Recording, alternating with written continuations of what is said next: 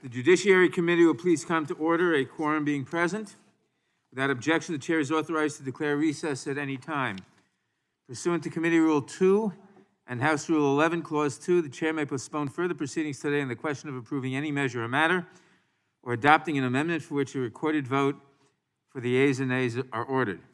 I would like to remind members that we have established an email address and a distribution list dedicated to circulating amendments, exhibits, motions, or other written materials that members might want to offer as part of our markup today. If you would like to submit materials, please send them to the email address that has been previously distributed to your offices, and we will circulate the materials to members and staff as quickly as possible.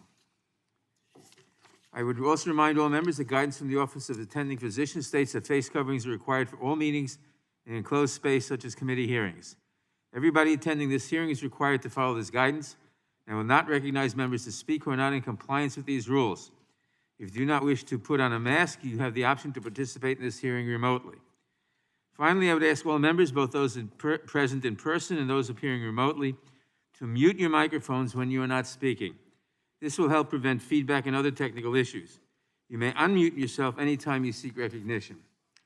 Pursuant to notice, I now call up H.R. 8354, the Servicemembers and Veterans Initiative Act of 2020 for purposes of markup, and move that the committee report the bill favorably to the House. The clerk will report the bill.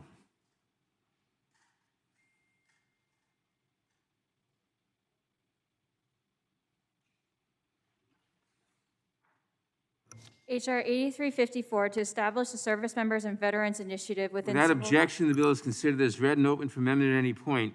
I will begin by recognizing myself for an opening statement. I call on all my colleagues to join me in supporting H.R. 8354, the Servicemembers and Veterans Initiative Act of 2020, a bipartisan bill that would permanently establish a Servicemembers and Veterans Initiative within the Civil Rights Division of the Department of Justice. Launched on December 2014, the Servicemembers and Veterans Initiative, or SVI, has been at the forefront of the Department of Justice's efforts to protect service members, veterans, and their families from being victimized in cases of fraud and predatory lending. This legislation builds on the SVI's experience by making it permanent to ensure that the DOJ continues to promote the legal interests of service members, veterans, and their families within the Department of Justice. Most notably, H.R. 8354 would appoint a liaison to the Assistant Attorney General for the Criminal Division to coordinate federal prosecution of cases involving fraud against service members. By giving SVI a permanent home in DOJ's Civil Rights Division, the bill would ensure that DOJ will continue to provide outreach to service members, will provide the Attorney General with policy recommendations on service member-related matters, and will enforce the Uniformed Services Employment and Reemployment Rights Act, the Uniformed and Overseas Citizens Absentee Voting Act of 1986, and the Service Members Civil Relief Act, among other laws. Coupled with the SVI's current outreach efforts, establishing this direct link to the criminal division will ultimately allow DOJ to be more effective in addressing civil and criminal frauds against service members and their families. Fraud schemes that target service members and their families are especially pernicious.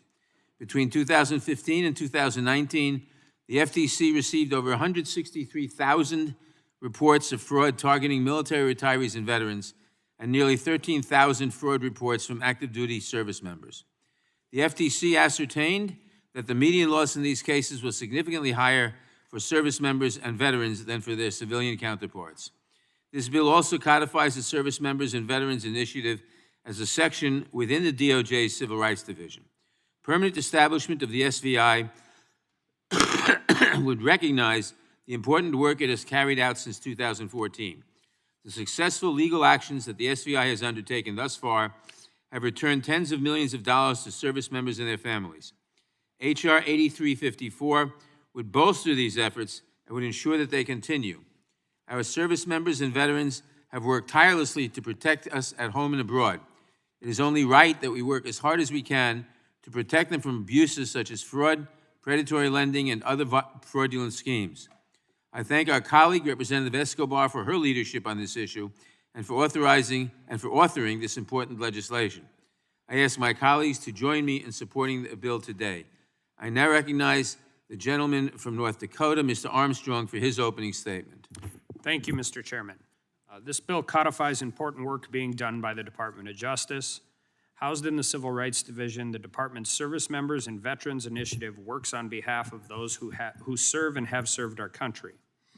The initiative coordinates with the Civil Rights Division and other Department of Justice components to enforce federal law protecting service members, veterans, and their families.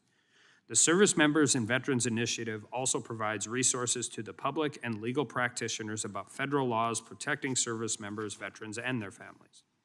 During the Trump administration, the Servicemembers and Veterans Initiative and the Civil Rights Division launched a Veterans Access Initiative to focus on the Americans with Disabilities Act. The ADA is an important tool for ensuring that those veterans who return from service with a disability can effectively reintegrate into civilian life. And although I intend to support this bill, I will just note my general concern regarding legislation, particularly concerning criminal law, that works to treat offenders or victims differently based on their status. And I recognize fully that if we are going to do that, veterans are the best group to do that. However, criminal law should criminalize conduct. Regardless of a particular group's worthiness, we risk unequal application of the law when one group receives unique treatment based on their status. So even with all those concerns, I intend to support this bill, and I urge my colleagues to, and I yield back. The gentleman yields back. Are there any amendments to H.R. 8354? For what purpose does Ms. Escobar, the author of the bill, seek recognition? Mr. Chairman, I move to strike the last word. Gentlelady is recognized. Thank you so much, Chairman Nadler, for bringing up this bill for our consideration. I'd also like to thank my Texas colleague, Representative Van Taylor, for leading this effort with me. I'm very proud of this bipartisan bill that would make the Servicemembers and Veterans Initiative permanent within the Department of Justice. H.R. 8354 would task certain duties to the DOJ to represent the legal interests of military families and veterans, such as advising the Attorney General on legal matters, developing policy recommendations, serving as the liaison between the DOJ and military departments, and coordinating the prosecution of fraud that targets service members and their families. Fort Bliss is an integral part of my community and my district.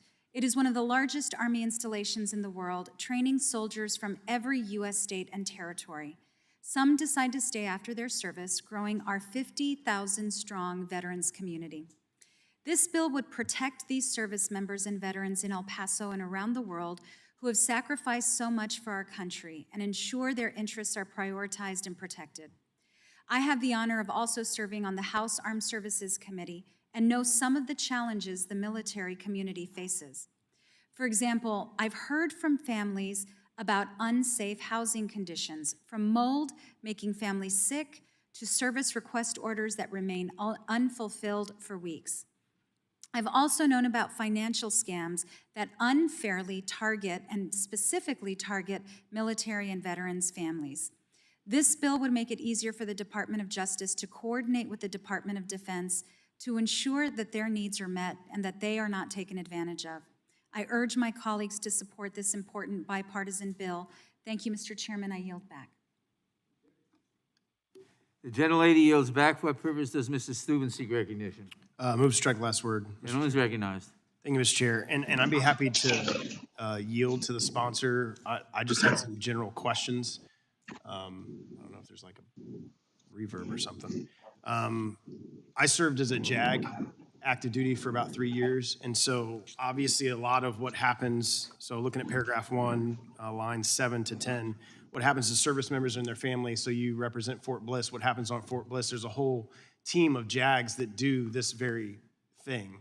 So my question is like, what is the interplay here between what are the roles of JAGs, because they advise both criminal and civil laws, specifically to the service members and their families on these different installations. And even if they're not on installations, when I was in the service, we had JAGs embedded with battalions and brigade combat teams so that if soldiers or service members had issues, whether they were criminal in nature or civil in nature, with that unit, they could go to their JAG and get those answers, those questions answered. So what exactly are we doing here that JAGs don't already do on some of these installations?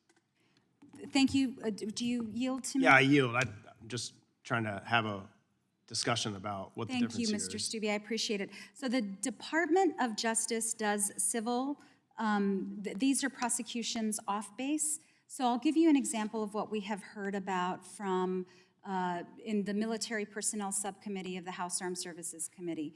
We have heard from military families, for example, who have housing off base that is steeped in mold, that is dangerous for them to live in. And I do also want to remind you, in addition to what is occurring off base, I want to remind you that this is an initiative that already exists within the Department of Justice. It's something that has existed through, I believe, 3 different presidential administrations. What this bill seeks to do is make permanent an already existing project within the Department of Justice, one that has been successful, but one that has not had a permanent home. And so this would not interfere with the work or overlap with the work that JAGs do, but it would simply codify and make permanent work that the Department of Justice is already doing. So to the example that you just gave, like the JAGs on the post, if there's issues on off-post housing, obviously they can assist in that. So are these people in DOJ that are part of this organization like assisting the JAGs, or are they taking over on issues as it relates to that? I'm sorry, can you repeat that? Yeah, I'm just trying to understand. I understand that we've had the people that have done this in DOJ, but we also have JAGs that are embedded in installations and with units, and trying to understand the interplay between the two. Is there communication between what we are now creating, this division within DOJ? They're going to work with JAGs on these different installations, or is this completely separate and they're kind of doing their own thing? So JAGs don't pursue criminal activity against veterans by civilians. So this is separate from what JAGs Well, they can if it happens on post. They can. Right, and this is off-post. Okay, well, okay.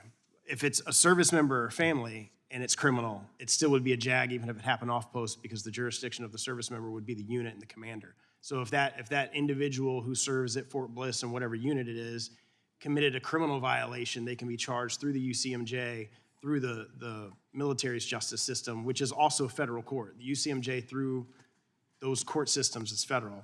I'm running out of time. That is not my understanding, that JAGs are able to prosecute civilians who commit crimes against veterans No, or my example was service off-base. members who commit crimes, because they're still under the jurisdiction of that unit.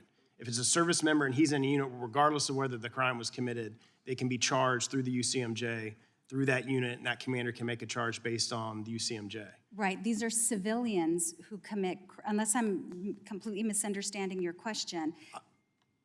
I'm sorry? Well, we can, I mean, I only have 40 seconds. We can talk offline. I'm not trying to be adversarial. I'm just trying to understand what this does that JAGs don't already do.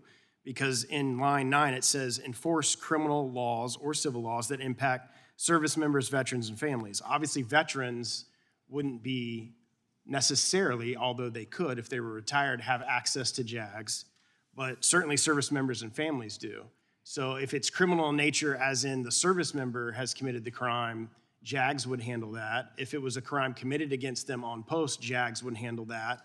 If it was a civilian that committed a crime off post and it involved a service member, then that would be the only instance that this would take effect. So I'm just trying to understand the interplay between. That's precisely part of the gap that the project intended to fill, one that is not codified in law, one that is not permanent, one that has been used by 3 presidential administrations, including this one, that we are trying to make permanent. Okay, thank you, Mr. Chair. The time of the gentlelady has expired. For what purposes, Ms. Jackson-Lee seek recognition?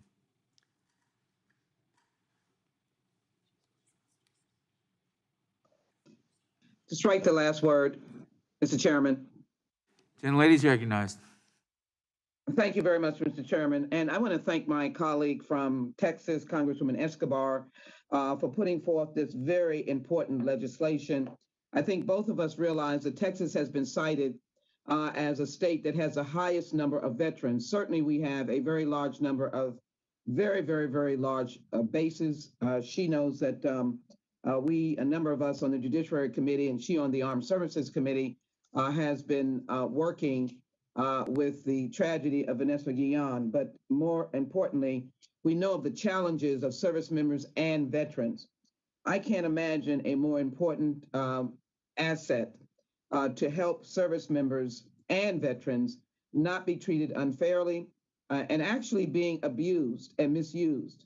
I can think of many instances of which our office handles casework in the instance of family matters, but also in the instance of school loans that many veterans and service members are taking advantage of and signing up for school loans, purchasing cars, and many elements in the civil proceedings, but as well criminal. I want to specifically take note of the fact of education.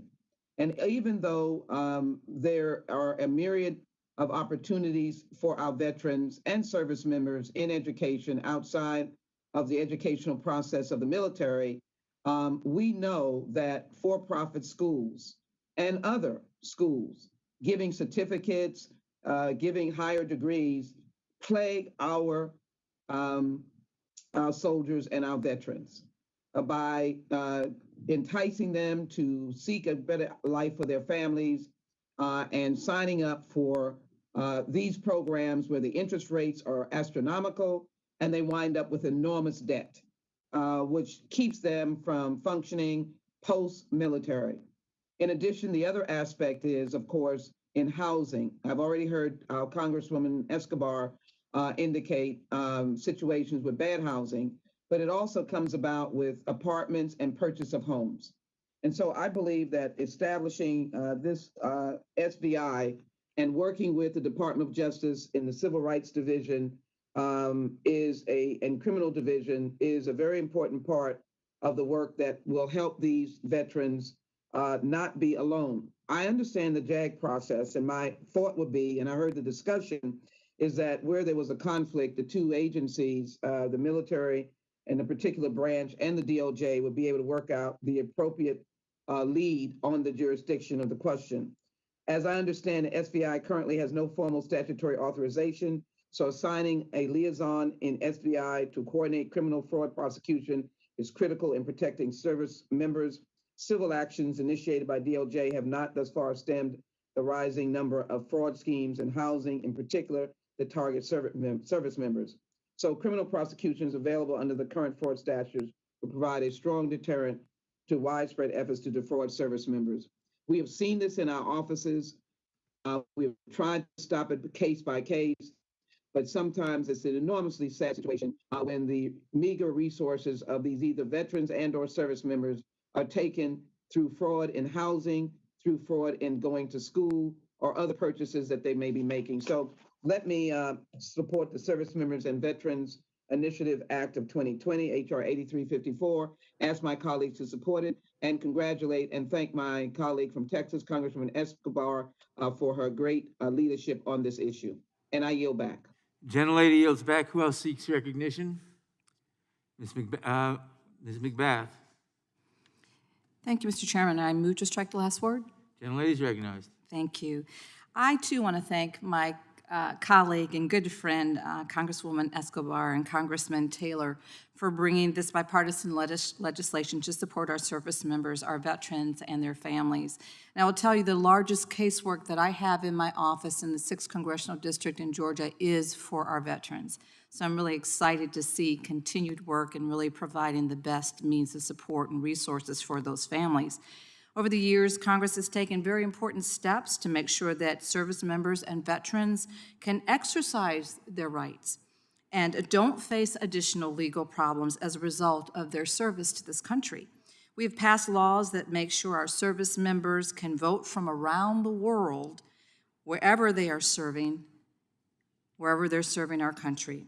And we have laws that protect veterans from fraud. We have laws that protect our veterans and service members as they look for civilian jobs and prohibit discrimination against them in the workplace.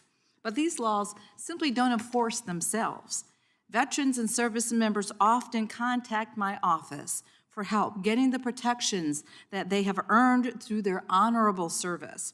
Too often, they haven't been informed of their rights, or they may know their rights, but they simply haven't been able to get the justice that they deserve.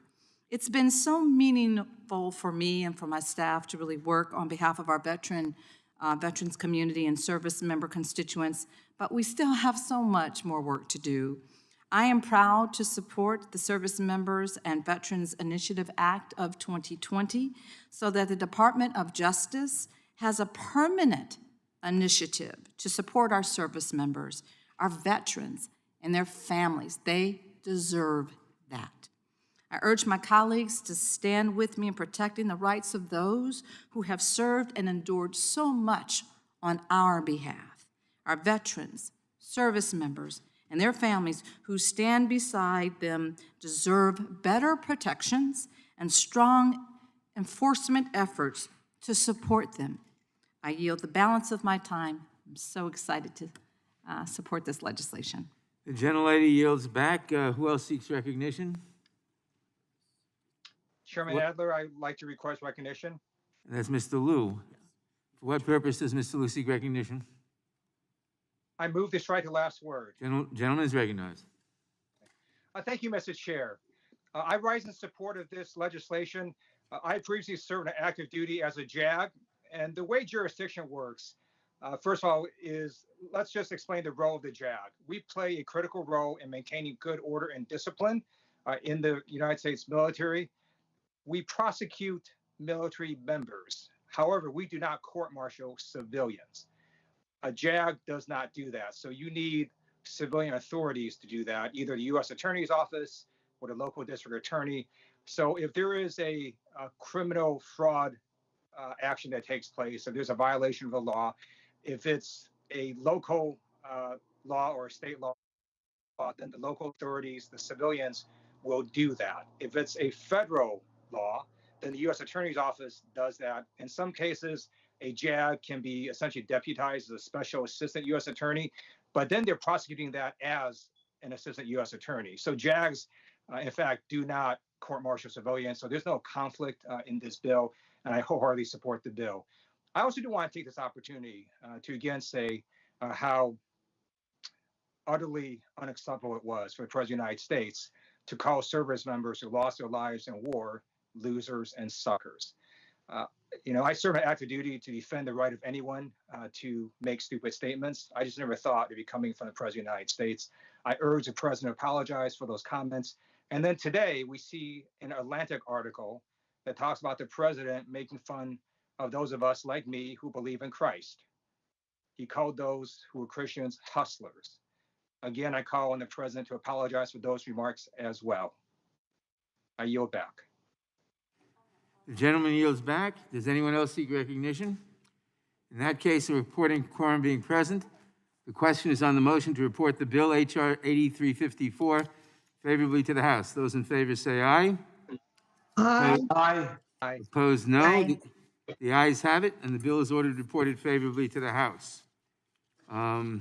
Members will have 2 days to submit views.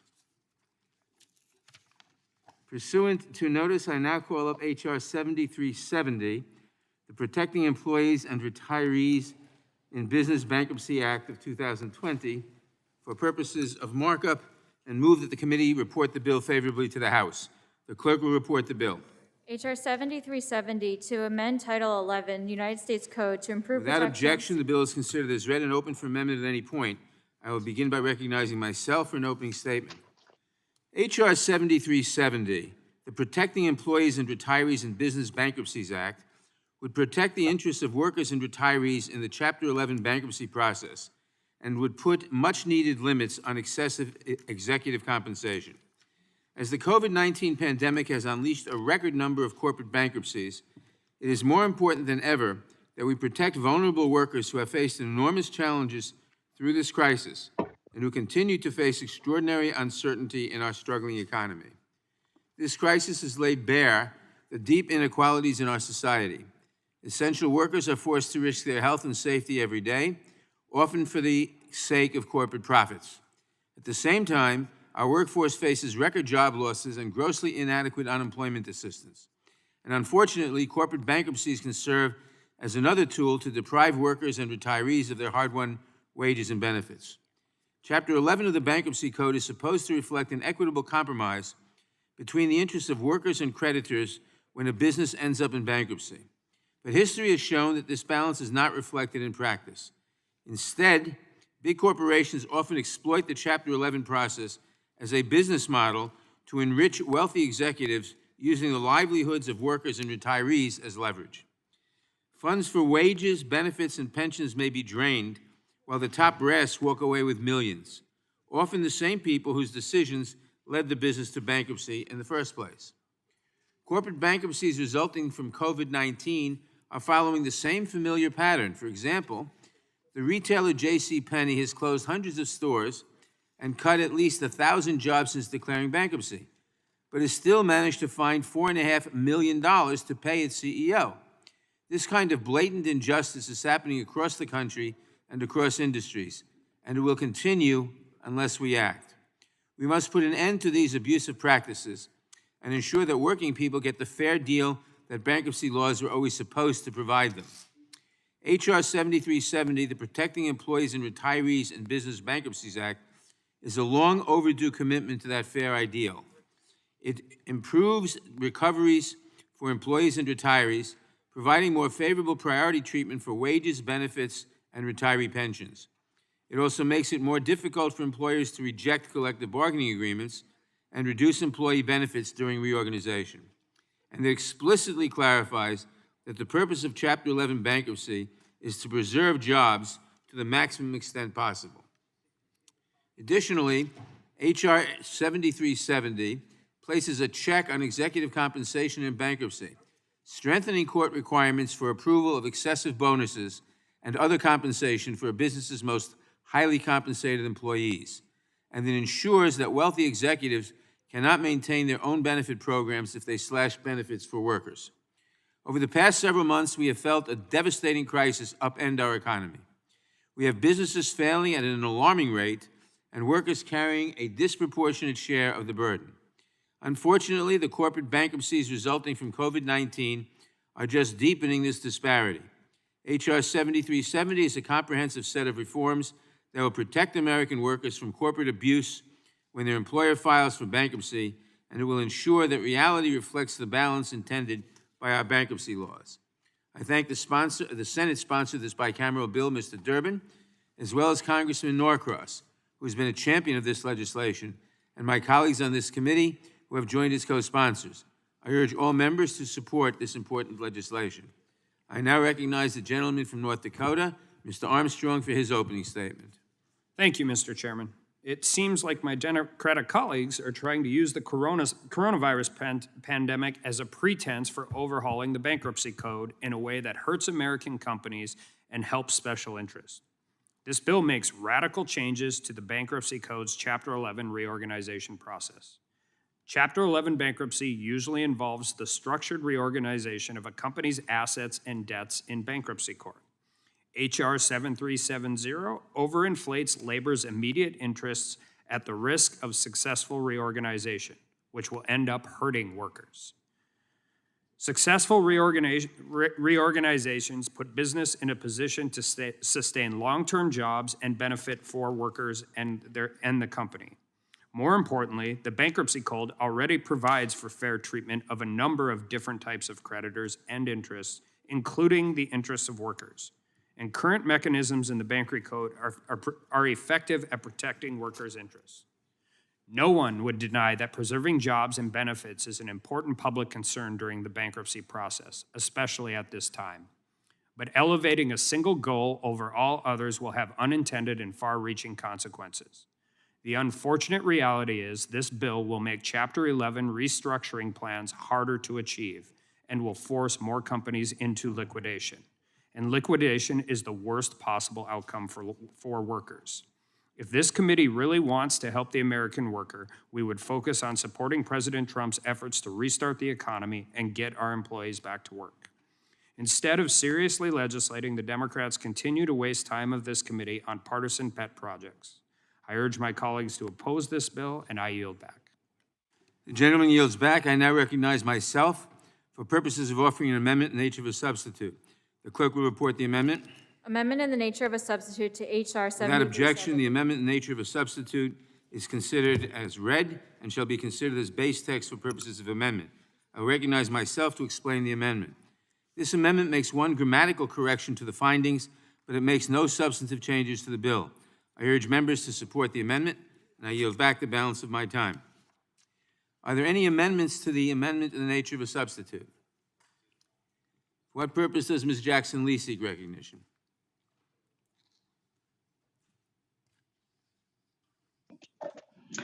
Mr. Chairman, I rise to strike the last word. Gentlelady is recognized. Thank you. I rise enthusiastically in supporting 7370, the Protecting Employees and Retirees in Business Bankruptcies Act of 2020. These include a variety of measures to help workers and retirees be treated fairly when their employer declares bankruptcy.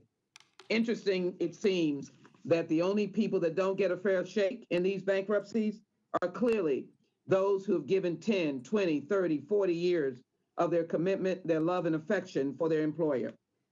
These include protecting employees and retirees' unpaid wages and benefits when a business declares bankruptcy, reducing employees and retirees' losses by strengthening the procedural safeguards that protect collective bargaining agreements and retiree benefits, clarifying that the principal purpose of Chapter 11 bankruptcy is the preservation of jobs to the maximum extent possible, and restricting executive compensation programs for companies in bankruptcy. That probably is the greatest Achilles heels of bankruptcy, that what the resources are used for are the very execs that made the mistakes. In recent decades, headlines have been filled with reports about the collapse and bankruptcy of corporate giants, CIT Group, Chrysler, General Motors, Lehman Brothers, Linens and Things, Delphi Corporation, Delta Airlines, Enron, WorldCom, and more recently, Payless, Shoe Source, Sears, JCPenney, Models, PG&E, and Toys R Us. Stores that we all loved and shopped at in many instances, and corporations that we knew. Once bankruptcy intervenes, workers have to get in line with other unsecured creditors for severance benefits, unused vacation pay, expenses, and commissions, a process that can leave them with mere pennies on the dollars they owed. In contrast, the chief executives of these debtors often receive extravagant bonuses. This is just another example of where the wealthy and well-connected take advantage of the system to their substantial benefit, while ordinary workers get taken advantage of and treated unfairly, kind of like how some officials in high offices could think that paying $750 in their federal income taxes is somehow fair and represents what the hardworking Americans have to do as well. Speaking of Chapter 11 bankruptcy, the inequity of such disparate pay packages is further heightened where the company's financial difficulties stem from bad decisions.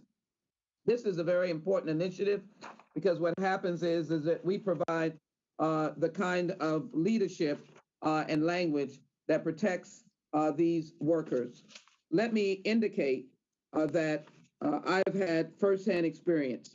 As I do so, let me make mention of JCPenney forced to temporarily close its 846 department stores, losing 78,000 to 85,000 employees. Hertz terminated more than 41,000 employees, and Whiting Petroleum bestowed $14.6 million in extra compensation to executives.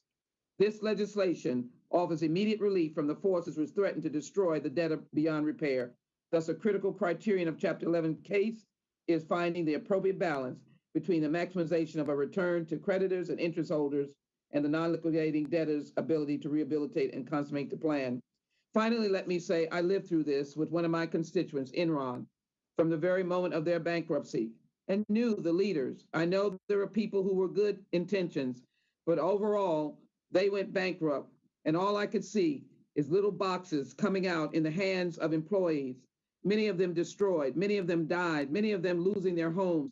I remember being outside of the building, standing with these employees, trying to get relief, trying to see if anyone cared. And we stood with them until we were able to get legislative relief of some form. But this is an important initiative because those who suffer, those who died, those who lose their homes, those who lose everything, as these employees cried and said, we have nothing, absolutely nothing, not even retirement, are those who gave their hard work, their life, their dedication, many of whom have been veterans who served in the United States military. I ask for the support of H.R. 7370 to recognize hardworking Americans. With that, I yield back. The gentlelady yields back. For what purpose does Ms. Lofgren seek recognition? Mr. Chairman, to strike the last word. Gentlelady is recognized. I support this legislation, and I thank you, Mr. Chairman, for scheduling it for a hearing. Amidst the wave of corporate bankruptcies triggered by the pandemic and its economic fallout, these changes are very important to ensure that employees and retirees are treated fairly in the bankruptcy process and not sidelined by powerful and well-represented corporate and financial interests. In particular, I think it's correct that the bill raises the bar for companies that want to use bankruptcy to shrink their previous commitments to retired employees. This should only be allowed when and to the extent that it's absolutely necessary. And I would note that over the years, since you and I have been members of the Judiciary Committee, we have seen bankruptcy law increasingly changed to benefit the powerful, the corporations, to the disadvantage of employees and people who don't have that power. This bill would go a long ways in changing that. Now, in addition to these reforms, I want to call attention to another bankruptcy reform that is particularly needed given the current wave of corporate bankruptcies, and that's reform of bankruptcy venue. Current law allows corporations to file for bankruptcy in the state of incorporation instead of the real world locations where their businesses and assets are actually found. This is often in Delaware. The state of incorporation typically has nothing to do with where the corporation is actually based or operating or where employees live. I have a bipartisan bill with my friend Congressman Jim Sensenbrenner that would end this form shopping and require corporations to file in a local bankruptcy court where their headquarters or where their principal assets are located. Now, it sounds arcane, but it's actually important to workers and retirees and other stakeholders in large corporate bankruptcies. They shouldn't be forced into distant bankruptcy courts in Delaware or elsewhere, which have no real ties to the companies and are distant from the employees and stakeholders who don't have corporate power. This reform would also alleviate the backlog of bankruptcy cases that's developed in Delaware and a couple of other districts. All of these reasons for venue reform are especially pressing now amidst the pandemic wave of corporate bankruptcy. So I strongly support the bill that is before us today, and I'm hopeful, Mr. Chairman, that we will have a time to take up the bipartisan reform of venue. And with that, Mr. Chairman, I yield back. The gentlelady yields back. For what purpose does Ms. McCarcel-Powell seek recognition? I ask to strike the last word, Mr. Gentlelady is Chairman. recognized. Thank you, Mr. Chairman. I am proud to support H.R. 7370, the Protecting Employees and Retirees in Business Bankruptcies Act. I think that we can all agree that we have a problem in this country. We have a problem where certain corporate executives hold themselves above the employees who give their sweat and their time to make businesses and their economy run. We need an economy that works for everyone. That is why bills like these are necessary. When businesses file for bankruptcy, we see executives getting sometimes millions of dollars in bonuses and payouts, but thousands of employees are left behind, most of the time with nothing. And while massive bonuses are given to corporate executives, today our bankruptcy law lets companies seize employees' unpaid wages and retirees' pensions and benefits and give that money to Wall Street creditors. Many of the workers are told that their jobs are not safe, that they're expendable, and many others are simply just laid off. During this pandemic, like the chairman noted, we've seen major businesses file for bankruptcy and the lives of tens of thousands of employees thrown into uncertainty. And this is the reality that so many Americans and so many workers have to live with. Our bankruptcy laws don't protect them to the extent that it should. And it protects the executives and the corporate insiders far more than they should. And who knows this best? Just ask President Donald Trump. Throughout his career, Donald Trump has filed for bankruptcy 6 times. That is 6 times. I just want to make sure that we're clear on that. Donald Trump's gambling and hotel company, let's start there. Trump Hotels and Casino Resorts. Under Donald Trump's leadership, the company lost tens of millions of dollars a year, year after year. Even as it hurtled toward bankruptcy, Donald Trump was paid $1.5 million in salary. He even received a $5 million bonus in the year the company's stock plummeted by 70%. When the company failed and filed its Chapter 11 bankruptcy plan, Trump would keep his job as chairman and receive a $2 million annual salary and a $7.5 million beachfront property in Atlantic City. But what happened to the employees when the company went bankrupt? They suffered the most and lost millions in retirement savings. Most of them were left with nothing, including no health coverage, no health insurance, no pay or pension plans. In his own words, Trump said of the bankruptcy, and I quote, "I don't think it's a failure. I think it's a success," end quote. Corporate executives like Donald Trump are why we need this legislation, to protect the employees and workers who are just trying to make a living, and the retirees who depend on their hard-earned pensions and healthcare to get by, and who actually pay their fair share of taxes. I support this bill. I urge my colleagues to do the same. And Mr. Chairman, I ask for unanimous consent to enter into the record a Washington Post article dated June 12th, 2016, titled, "As its stocks collapsed, Trump's firm gave him huge bonuses and paid off his jet." A New York Times article of June 11th, 2016, titled, "How Donald Trump Bankrupted His Atlantic City Casinos, but Still Earned Millions." And another article, Mother Jones article of October 17th, 2016, titled, "How Trump's Casinos Bankruptcies Screwed His Workers Out of Millions in Retirement Savings." And I yield back. Without objection, for what purpose does Mr. Cicilline seek recognition? Mr. Chairman, I move to strike the last word. Gentleman is recognized. Mr. Chairman, H.R. 7370, the Protecting Employees and Retirees in Business Bankruptcies Act, is necessary and long overdue legislation that will protect hardworking Americans and retirees in the bankruptcy process. Importantly, this bill would also impose limits on excessive executive compensation in the bankruptcy process to prevent executives at failing firms from cashing out through golden parachutes and other elaborate compensation packages while workers get pink slips. This legislation is long overdue. For decades, big corporations have used the bankruptcy process to slash their employees and retirees' hard-earned pay and benefits while giving their top executives massive bonuses. Just look at some of the biggest bankruptcies this year. JCPenney furloughed 78,000 workers, while the company's top executives took home nearly $10 million in bonuses, including $7.5 million to just 4 executives just before it filed for bankruptcy. In another outrageous example, Hertz fired more than 14,000 workers, but gave its executives $16 million in bonuses, including $1.5 million each to its top 3 executives 3 days before it filed for bankruptcy.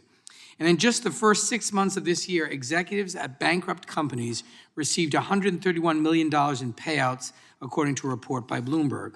All too often, the same firms who have no problem coming up with millions of dollars for their executives just before they file for bankruptcy suddenly can't find the money they owe their employees once the company enters the bankruptcy process. They demand that their employees give up their unpaid wages and slash their health care and retirement plans to the bone. And they do it all with a straight face because they know that bankruptcy process has become a sword for the powerful instead of the shield against the predatory that Congress intended it to serve as. The bankruptcy system is supposed to work for everyone, but right now it doesn't. When a company goes bankrupt, employees and retirees shouldn't be forced to sacrifice more than anyone else, but too often they do. No company should be able to file for bankruptcy to break the deals they've made with their workers, but right now they can. And no executive should receive million-dollar bonuses just days before their company files for bankruptcy, but they do, even today, when nearly 14 million Americans are looking for work. Mr. Chairman, bankruptcy law was never supposed to work this way, and it doesn't have to. That's why I applaud you for introducing H.R. 7370. I'm proud to be an original co-sponsor, and it's why I urge my colleagues to support this excellent piece of legislation. And with that, I yield back. Gentleman yields back. For what purpose does Ms. Lesko seek recognition? Thank you, Mr. Chair. I move to strike the last word. Gentlelady is recognized. Thank you, Mr. Chairman and members. I really find it frustrating that a number of my Democratic colleagues continue to focus on President Trump. Here we are passing legislation, some of it bipartisan, some of it not. Some I agree with, some I don't.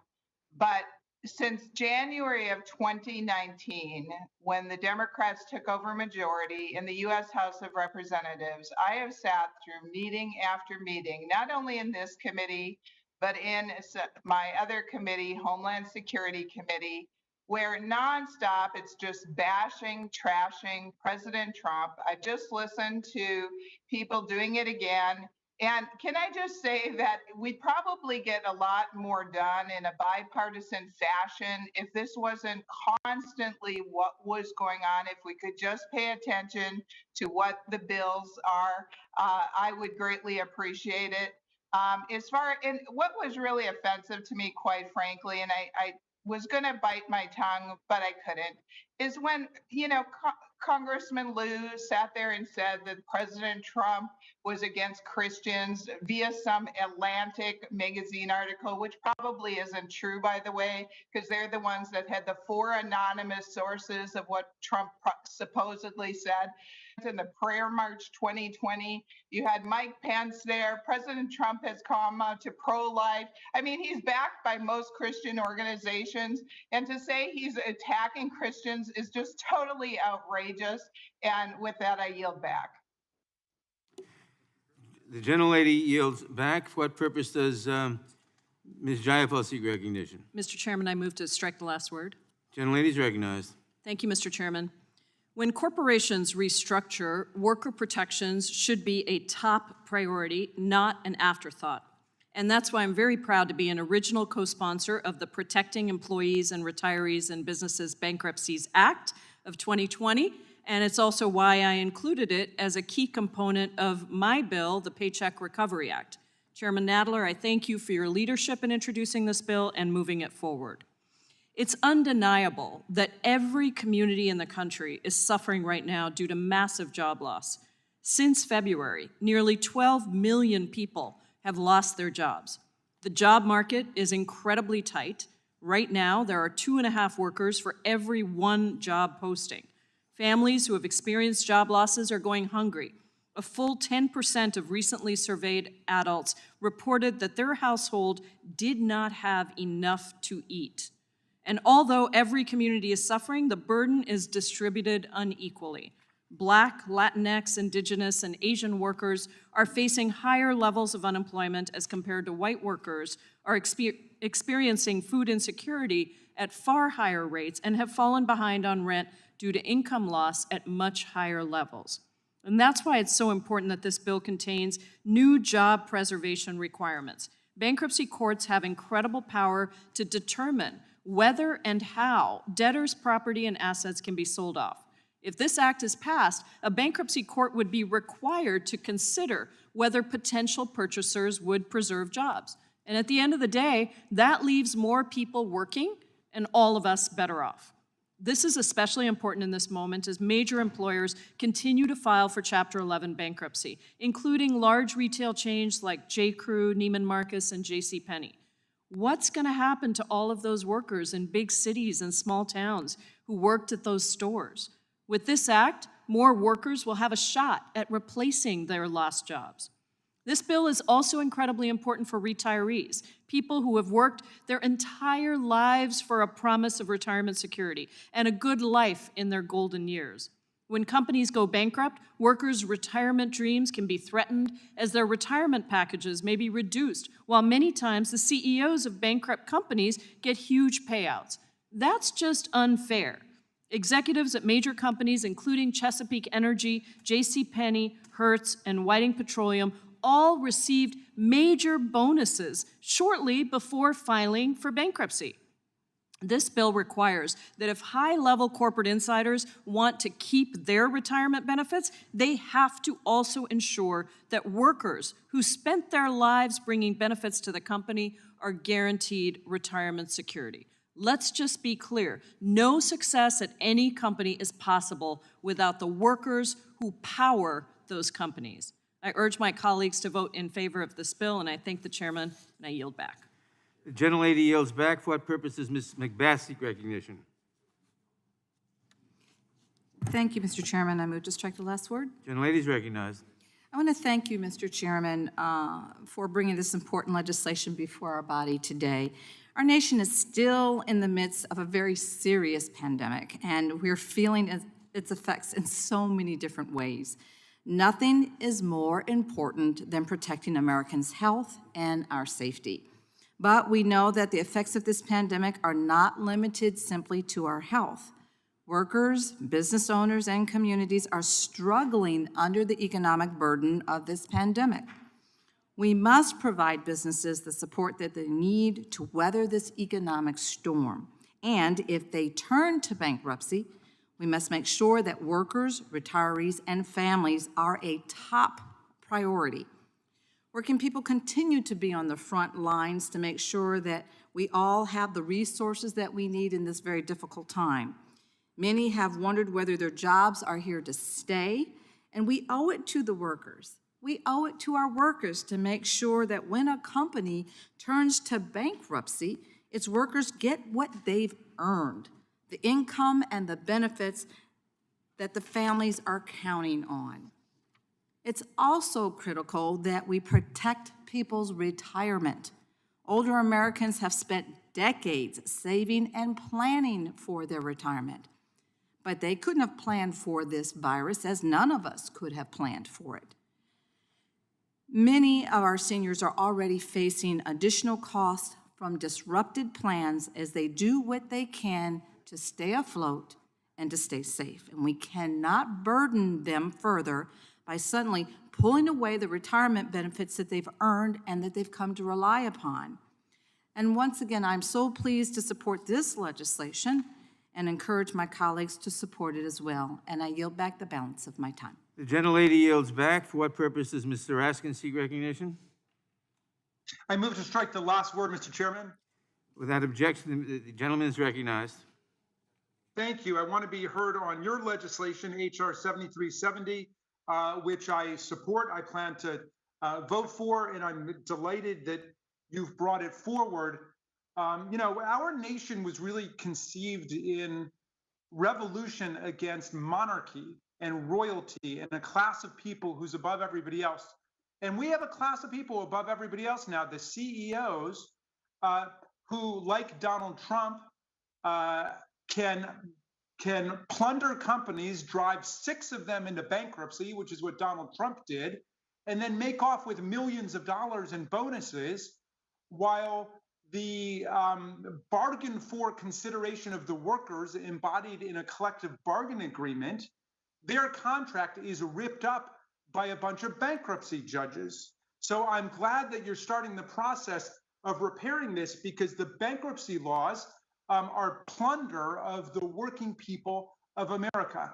And the CEOs and the ripoff artists, the con men like Donald Trump, can simply get up, dust themselves off, and then go and do it to another company, bankrupt another company, take millions out of that one, and successively go forward and rip off the workers. And it's not fair. It's an absolute violation of the social contract. So personally, I would go further than where your bill goes, Mr. Chairman. I don't think that there should be any rejection of collective bargaining agreements allowed at all. I mean, there was this effort in back, I think it was in 1984, but you can correct me if whenever the last round of amendments were done. But these were, again, trying to rein in bankruptcy courts that were giving everything away to the debtors. That language was written, but that language has been Mr. Chairman, I have point of order. totally teased and tortured and reevaluated. The gentleman will suspend. Yes. The gentleman will state his point of order. Mr. Chairman, I make a point of order, move the gentleman's words be taken down.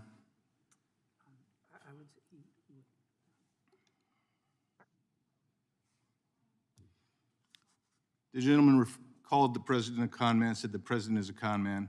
Those words violate the, If that offends you, I'm happy to withdraw because I think you must have misunderstood what I was saying. I was talking about a class of people who plunder their businesses Chairman. and then use the bankruptcy law. Gentleman has withdrawn his words. okay, thank you. Gentleman So- has withdrawn his words. There's nothing to be taken down. Gentleman will proceed. Mr. Chairman, the point I was trying to make was there should be no rejection of collective bargaining agreements without the consent of the union. Now think about that. What that means is that the business, rather than going in and trying to convince a bankruptcy judge just to nullify the rights of the workers, the business will instead have to go to the union to say, hey, we've gotten ourselves into trouble because of very bad management decisions, and we'd like to make these adjustments. And then it becomes part of a negotiation between the management and the workers. But in any event, if we're going to continue to allow the collective bargaining agreement to be rejected and nullified, I do think that rejection damages should be entitled to the same priority that pre-petition unpaid wages and benefits are entitled to. Those damages should be able to go to the front of the line with everything else of the workers. But in general, Mr. Chairman, I think this is a major step forward to deal with a huge problem in our economy, where you get businessmen like Donald Trump repeatedly engaging in bankruptcies, which is factually grounded material, time after time again, are able to make off with millions of dollars, but the workers themselves are left empty-handed, along with a lot of small business people like carpenters and plumbers and small business contractors, painters who are left holding the bag, and which is why you can go to a website which has thousands of lawsuits that have been brought against Mr. Trump for failure to pay his workers and failure to pay the small businesses that he deals with. And I'm sorry if there was any misunderstanding before about my general description of people who engage in predatory and deceptive behavior as con men, but I certainly wasn't referring that directly to the President of the United States. And I yield back, Mr. Chairman. The gentleman yields back. For what purpose does Mr. Shabbat seek recognition? Move strike last word, Mr. Chairman. Gentleman is recognized. Thank you, Mr. Chair. I'll be brief. I'd first of all like to associate myself with the gentlelady from Arizona, who I think made some very good points. This committee is a serious committee that deals with serious issues that are supposed to benefit the American people. Today, we're talking about bankruptcy and trying to improve the laws relative to bankruptcy in this country. That is a federal issue dealt with at the federal level, so it's appropriate for us to deal with that. My colleagues on the other side of the aisle continue to engage in gratuitous attacks on the president, even breaking the rules of this committee, although those remarks were withdrawn. I appreciate the gentleman withdrawing those remarks. I also appreciate the gentleman from Arizona noting that, because there's certain decorum that's supposed to take place in this committee. But today it's attack the president on bankruptcy laws is apparently what they're doing. They're so politicizing this hearing, they ought to move this hearing perhaps from this room down to the DCCC headquarters down the street. Down there, they could completely and utterly politicize this and attack the president even more so. And if you're going to attack him on bankruptcy, why don't you at least talk about how he benefited an awful lot of the American people by making it necessary for them not to file bankruptcy, by working with Congress to pass policies that actually benefited so many people in this country that we had record low unemployment until COVID hit, obviously, and was a gut punch to the entire American economy and everybody who lives in this country and all over the world, for that matter. And of course, they've attacked him on that as well. But because of the policies that this Congress passed and the president signed and worked with us, things like the Tax Cuts and Jobs Act, which my colleagues on the other side continued to misportray as something that only went to the rich. It was just tax cuts for the rich, when 85% of Americans got their taxes reduced. In my district, for example, I represent the greater Cincinnati area, 1st District of Ohio. The average family in my district got about $2,400 cut from their taxes. That was money that they could use for educating their kids, for putting clothing on themselves, for maybe taking a vacation, maybe upgrading their car. $2,400 is a lot of money to a lot of Americans, and the policies that this president worked with this Congress to pass benefited an awful lot of people. Fewer people, were in a position where they had to file bankruptcy because they had more money in their pockets, and he also worked with us to reduce regulations, and the combination of those two resulted in lower unemployment, and unemployment is directly related to bankruptcy for an awful lot of folks. So a lot of advancements were made. And when one considers that the economy and the state of the economy at that time, we had record low unemployment on virtually all Americans, but in certain categories, African Americans, Hispanic Americans, Asian Americans, it literally was at historic lows. So if you're going to attack the president gratuitously time and time again here relative to bankruptcy, at least give him some credit for being involved in helping to make this the best economy that we'd seen for a long, long time. Obviously, COVID came along and that changed a lot of that. But because of this Congress working together in a bipartisan manner, passing the CARES Act, for example, which the PPP was in there, saved small businesses all across the country. About 50 million jobs were saved because of the CARES Act. The president signed it. I was at the signing ceremony down the Oval Office that day. Within a week, the SBA was putting out loans which literally saved the economy, a lot of small businesses. And I happen to be the ranking member of the House Small Business Committee. Work with Nydia Velasquez, the Democratic chair of that committee. In that committee, we worked together in a bipartisan manner. I wish this committee worked more together in a bipartisan manner, but it's certainly not bipartisanship when one continues to take gratuitous attacks at this president. I would advise that we work together. We'd be a better committee, and we'd be able to implement policies that would be a lot better off for the country. And that's what we ought to be about here. So I said I wasn't going to talk too long. Unfortunately, took up the 5 minutes there. But since my time's up, Mr. Chairman, I'll yield back. The gentleman yields back. The question occurs on the amendment in the nature of a substitute. This will be followed immediately by a vote on final passage of the bill. All those in favor respond by saying aye. Aye. Opposed, no. No. No. In the opinion of the chairs, the ayes have it. The amendment in the nature of a substitute is agreed to. A reporting quorum being present, the question is on the motion to report the bill H.R. 7370 is amended favorably to the House. Those in favor respond by saying aye. Aye. Opposed, no. No. The ayes have it. The bill- Mr. Chairman, I request a roll call. Recorded vote has been requested. The clerk will call the roll. Mr. Nadler? Aye. Mr. Nadler votes aye. Ms. Lofgren? Aye. Ms. Lofgren votes aye. Ms. Jackson Lee? Aye. Ms. Jackson Lee votes aye. Mr. Cohen? Mr. Cohen votes aye. Mr. Johnson of Georgia? I'm trying to figure out how to turn my calendar on. Mr. Johnson of Georgia? I don't know. Johnson of Georgia votes That's why aye. I thought you were going to be Mr. here. Johnson of Georgia of votes Georgia. aye. Mr. Deutsch? Ms. Bass? Aye.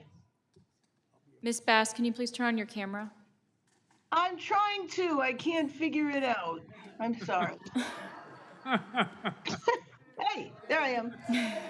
See me now? Ms. Bass? You see me? Yes. How do you vote? Aye.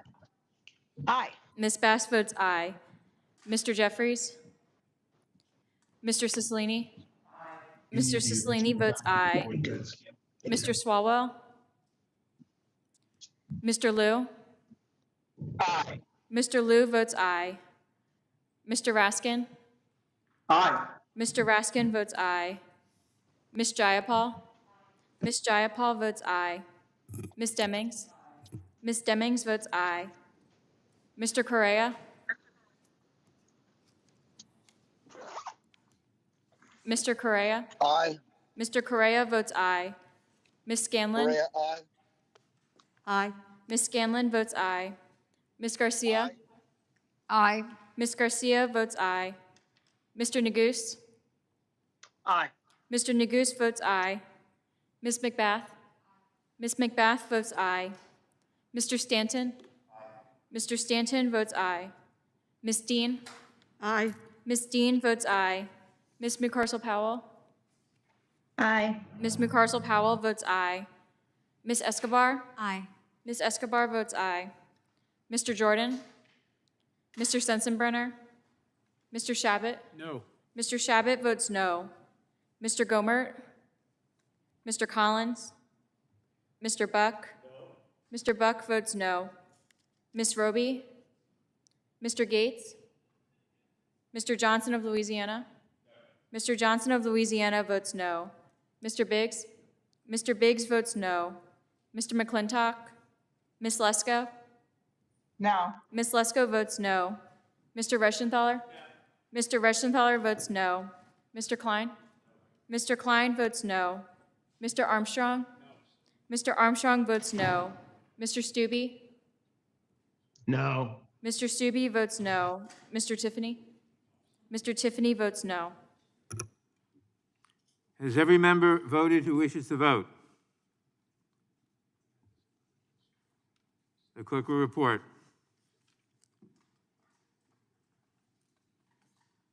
Mr. Chairman, there are 20 ayes and 10 noes. The ayes have it, and the bill as amended is ordered reported favorably to the House.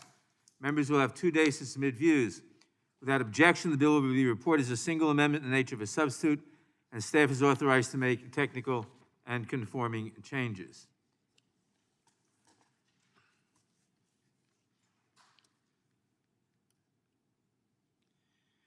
Pursuant to notice, I now call up H.R. 2648, the Student Borrower Bankruptcy Relief Act of 2019, for purposes of markup, and move that the committee report the bill favorably to the House. The clerk will report the bill. H.R. 2648 to provide bankruptcy relief for student borrowers. Without objection, the bill is considered as read and open for amendment at any point. I will begin by recognizing myself for an opening statement.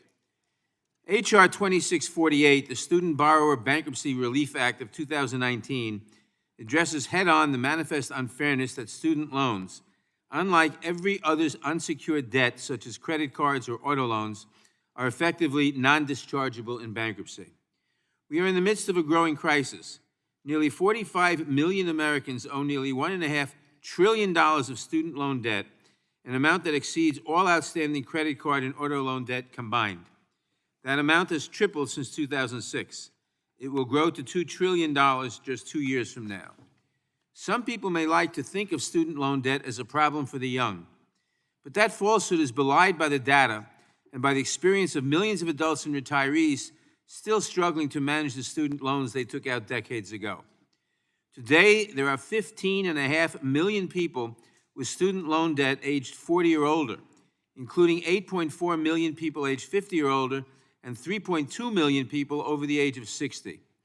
According to the Federal Reserve, today people aged 50 or over have more than $260 billion student loan debt. According to the Consumer Financial Protection Bureau, more than 40% of borrowers aged 65 or older are in default on their student debt. The reality for an increasing number of senior citizens is that they will bear these debts for the rest of their lives. This crisis affects us all. It affects Black, Latino, and Native Americans more than others. Study after study has shown that minority borrowers take on more student loan debt, take longer to pay off that debt, and are more likely to fall behind or into default than white borrowers. In part, this is because they are more likely to take out predatory high-interest private loans to attend for-profit universities.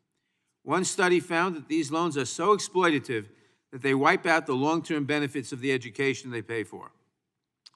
The reality is that Americans across the nation are facing crushing student loan debt that is preventing them from increasing their incomes, purchasing homes, buying cars, getting married, and otherwise living the American dream. We must ensure that Americans are able to invest in their education and then go on to live productive lives without the growing burden of student debt pulling them down. The bankruptcy process is made for just this kind of crisis. It is an option of last resort, and the consequences of filing for bankruptcy are severe.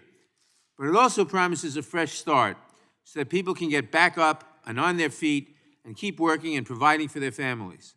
That promise rings hollow for many people, however, because student loans, the single largest type of consumer debt, are effectively immune from the bankruptcy process. Under current law, educational debt can only be discharged in bankruptcy if the borrower demonstrates that continued repayment of the debt would impose a, quote, undue hardship on the debtor and the debtor's dependents.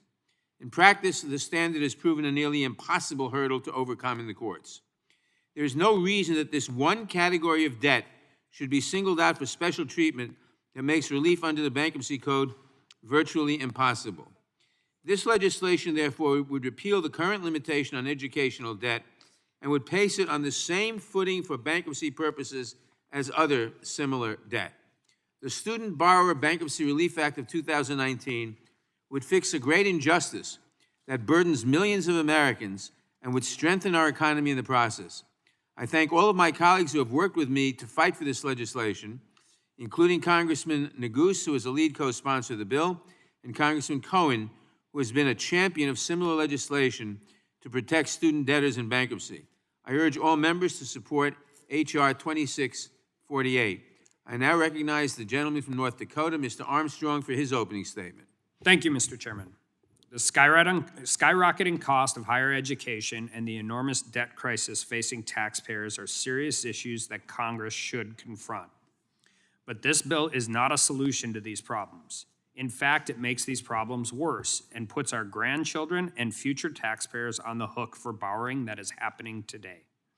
H.R. 2648 will incentivize students to borrow large sums of money, knowing they may never need to repay them. The bill will further inflate the higher education bubble and burden taxpayers with the personal debts of individuals with college and graduate level degrees. The federal government has an outsized role in the student loan industry. In fact, the federal government owns or otherwise backs approximately 90% of all student loans. This means that most student loan debt is fundamentally different than other types of debt.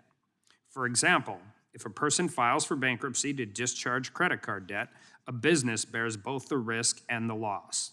But if most students today could discharge their student loans through bankruptcy, taxpayers would be stuck with that tab. That should give us all some serious pause. And this bill is not just bad for taxpayers, it also hurts students. The thought of taking out loans they must repay forces students to face the hard but important decisions, like whether college is the right choice and how that choice will build the foundation for a successful career. But under this bill, instead of planning and working in school towards securing a good job and repaying their debt, students could more easily seek forgiveness of loans through bankruptcy. In other words, this bill disincentivizes students from choosing practical degrees that will allow them to build the foundation of a solid career. And the last thing we need right now is more philosophy majors patrolling the streets in what are mostly peaceful protests. H.R. 2648 will also directly undermine existing efforts to address the higher education bubble by making current loan forgiveness and income-based repayment programs less appealing. Rather than wait 10 years and engage in public service until loans are forgiven, for example, a student could file for a quick bankruptcy right after graduation. Another way this bill will undermine existing efforts to address the higher education bubble is by making it more likely that the student choose college instead of other vocational paths, such as registered apprenticeships and the trades. This will not only hurt students, it will also widen the skills gap that America is facing. H.R. 2648 does nothing to check rising tuition costs or check universities and colleges from taking advantage of students' access to taxpayer-backed loans. If a student discharges a debt through bankruptcy, the student's alma mater will still get paid. To address the higher education bubble and problems student debt creates, we have to address the underlying cause. The federal government should not be in the business of student loans at all, especially when those loans enable countless colleges to hike tuition year after year. Instead of sticking it to taxpayers, including those taxpayers who are working hard to put themselves or their children through college without debt, are those who are actually making good on their student loan repayments, Congress should work towards real solutions. I urge opposition to this bill and I yield back. The gentleman yields back. I now recognize that objection. All other opening statements will be included in the record. I now recognize myself for purposes of offering an amendment in the nature of a substitute. The clerk will report the amendment. Amendment in the nature of a substitute to H.R. 2648. Without objection, the amendment in the nature of a substitute will be considered as read and shall be considered as base text for purposes of amendment. I recognize myself to explain the amendment. This amendment simply modifies the title of the bill to the Student Borrower Bankruptcy Relief Act of 2020 and makes no substantive changes to the bill. I urge all members to support the amendment, and I yield back the balance of my time. Are there any amendments to the amendment in the nature of a substitute? For what purpose does Ms. Jackson-Lee seek recognition? Mr. Chairman, I rise to strike the last word. Gentlelady's recognized. First, let me thank you. Thank you. First, let me thank you for your leadership on any number of these bills, and as well, my colleagues. If there's ever a more urgent, more desperate revision of the law, appropriately, changing from 1998 when we took away this particular provision, it is now.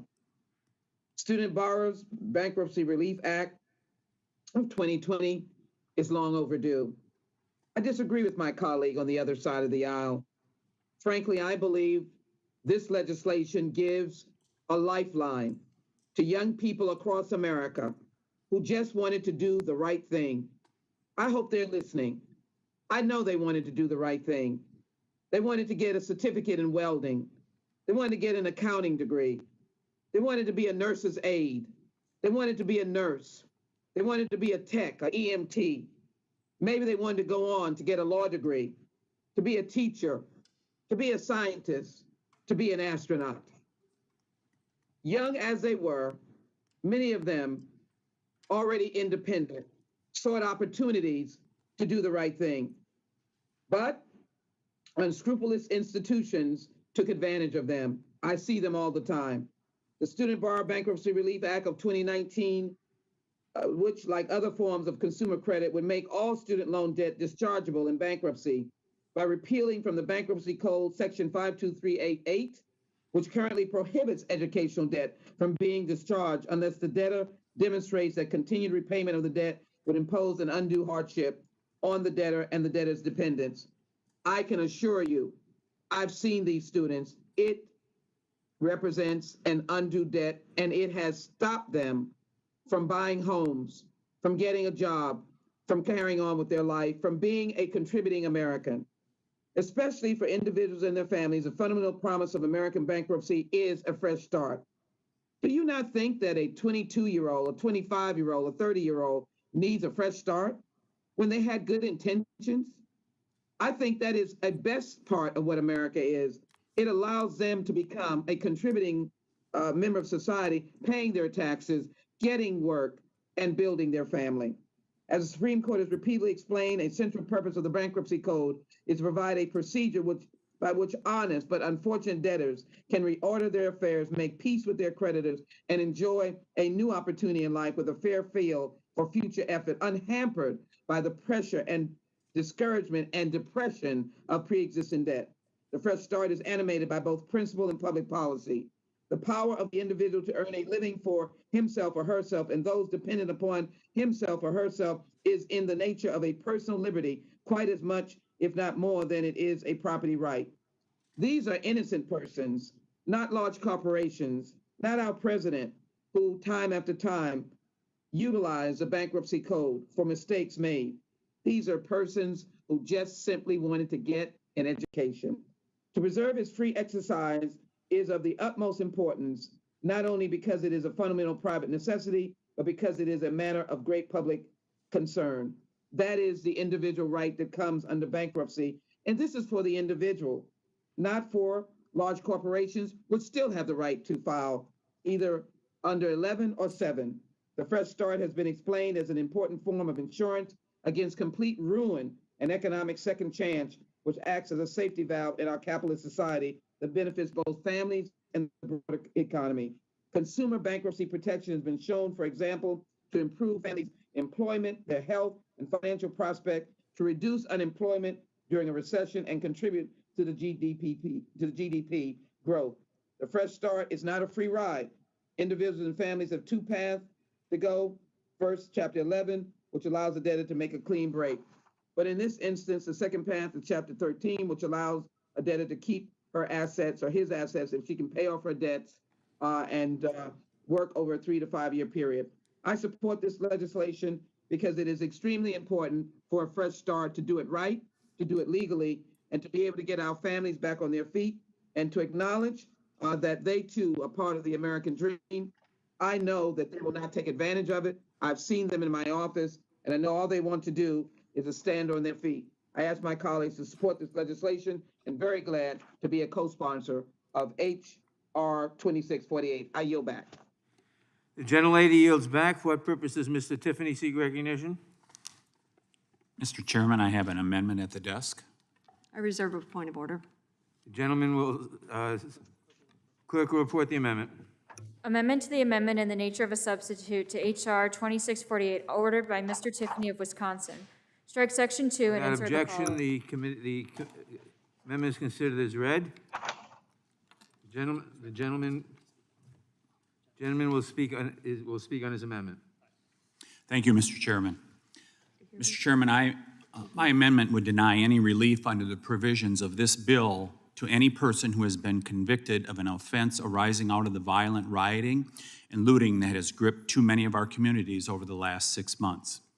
Organized anarchist groups like Antifa have been engaging in systematic criminal activity, including assaults, widespread property damage and destruction, repeated looting, and attacks on law enforcement and others. They have devastated communities in my state, Kenosha, Madison, Milwaukee, as well as neighborhoods just over the border in Minnesota, and have left them in ruins. These are not mostly peaceful protests, as some would have you believe, and Antifa is not a myth, Mr. Chairman.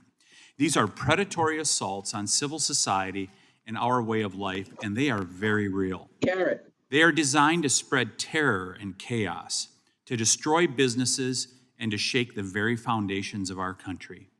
First, it was Minneapolis and Atlanta, then Portland and Seattle, then Milwaukee, Madison, and Kenosha. Tomorrow, it could be yours. Come in here. Americans should not tolerate this lawlessness, and taxpayers definitely should not be funding it. Putting taxpayers on the hook to discharge the student loans of foot soldiers of Antifa and other like-minded groups who are causing all this destruction and harm to our neighborhoods makes no sense. Law-abiding taxpayers in Democrat-run cities are already being asked to bear a huge monetary and human cost associated with this anarchy. Asking them to pick up the tab for the perpetrator's student loans on top of that simply adds insult to injury. I ask for a yes vote on my amendment, and I would like to ask for a roll call, Mr. Chairman. I yield the rest of my time back. Mr. Chairman. Gentlelady is recognized. Mr. Chairman, I am not sure of the germaneness or the constitutionality of this amendment, but I withdraw my point of order. The point of order is withdrawn. I'll speak in opposition to the amendment. The amendment seems completely off base. This has nothing to do with Antifa or terrorists or anything else. This is simply saying that student loan debt can be discharged in bankruptcy, or it can be discharged in bankruptcy under the Bankruptcy Code. That's all it does. It has nothing to do with who has the student loan debt. Any American who has student loan debt can discharge it in bankruptcy. This is a bankruptcy amendment. It has nothing to do with Antifa or terrorists or any other individual, except every American. Every American under this bill has the ability to discharge student loan debt in bankruptcy, as we discharge many other things in bankruptcy. Period. I yield back. And I urge opposition to the amendment for the reasons I stated. For what purpose does... Who seeks recognition? Does anyone? Mr. Chairman. Appeal the decision of the chair. I think he's trying to get your attention. There is no decision to appeal. Did you not just make a decision that it's not germane? No. Oh, okay. Sorry, I withdraw. Mr. Chair, Who seeks recognition? it's Congresswoman Debbie Lesko from Arizona. For what purpose does Ms. Lesko seek recognition? Thank you, Mr. Chairman. I move to strike the last word. Gentlelady is recognized. Mr. Chairman, thank you, Mr. Chairman. I respectfully disagree with your assertion that it's not related at all. I think the amendment, if I'm not mistaken, from Congressman Tiffany was that if someone is convicted of the rioting and looting that has taken place, and their loan should not be forgiven in bankruptcy. And so to me, that's totally relevant. I don't want taxpayer dollars going to someone who is convicted of rioting and looting in our cities. And so therefore I support his amendment and I yield back. Chairman, Gentlelady yields back. Who else seeks recognition? Mr. For what Chairman, purpose does Ms. Lofgren seek recognition? to strike the last word. Gentlelady is recognized. I strongly support this legislation, which is overdue, and believe, as you do, that student loan debt shouldn't be treated differently from other debts in bankruptcy. I think it's worth pointing out that prior to 1976, both federal and private student loans were dischargeable through bankruptcy, so this is nothing new. It's not a free ride or an easy way out from debt for those who don't really need it. And for those of us who were on the committee, when Henry Hyde chaired the committee, we recall very well, I'm sure, the provisions put into the code that make it very difficult for individuals to qualify for bankruptcy relief. Student loans shouldn't be a life sentence of debt, and for those who have no realistic path to repaying them, bankruptcy should provide a path to a fresh start. Now, I oppose the amendment that's been offered. I think it's an opportunity or an effort to change the subject because the scale of student loan debt in the United States is simply breathtaking. An estimated 44 million Americans have student loan debt. It's more than 1 out of 6 American adults. The student loan debt in the U.S. is approximately $1.6 trillion. For the class of 2019, 69% of college students took out loans, graduating with an average debt of nearly $30,000. Now, student debt is becoming a crushing burden during the pandemic and economic crisis. Even before the pandemic, 10% of student loans were already more than 90 days delinquent, according to the New York Fed. And with at least 50 million unemployment filings since March, many more Americans will be unable to pay their student loans. Other student loan relief programs during the pandemic, such as forbearance or partial forgiveness, have provided some immediate help, but they're only temporary or partial fixes. More than ever, we need to allow student debt relief through bankruptcy. I think that the amendment is trying to give an excuse why people would not support this necessary measure, because Americans who are just being crushed by this debt and faced with a Department of Education that absolutely refuses to engage in forbearance or partial forgiveness provisions based on the emergency provisions that are already in the code, those Americans are being crushed. They're not able to buy houses. They're postponing marriage and family life. The gentlelady yield? Yes, Mr. Chairman. As I understand it, and I just want you to confirm it, this bill would simply restore the law as it was prior to the amendments of 2005, when student debt was dischargeable in bankruptcy. That was the normal practice. It was changed, unfortunately, in 2005. No one talked in those days about Antifa or anything else. Simply, student debt was dischargeable in bankruptcy, and all we're seeking to do is to restore that situation, correct? That is correct, Mr. Chairman, and it's long overdue. As I mentioned, in that revision of the bankruptcy code, the eligibility for bankruptcy relief was enormously strengthened. It is very difficult to become eligible for bankruptcy, and I'm sure you recall, Mr. Chairman, because you and I were both members of the committee, the stringent requirements imposed on the debtor who enters into bankruptcy relief. It is not a piece of cake. So, many have talked in the country about how do we provide relief for the crushing burden of student debt. An obvious way is this bill.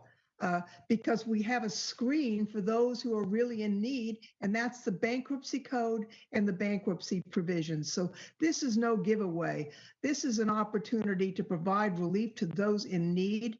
And not only will it help those individuals who have been crushed by debt, it will help our country because we need these graduates, these students, to be able to live a full and productive life and not spend the next several decades of their life crushed under debt and not doing all of the things that our country needs them to do, to form families, to have children, to buy a house, to live the full life that America provides. So, Mr. Chairman, I think this amendment should be rejected for the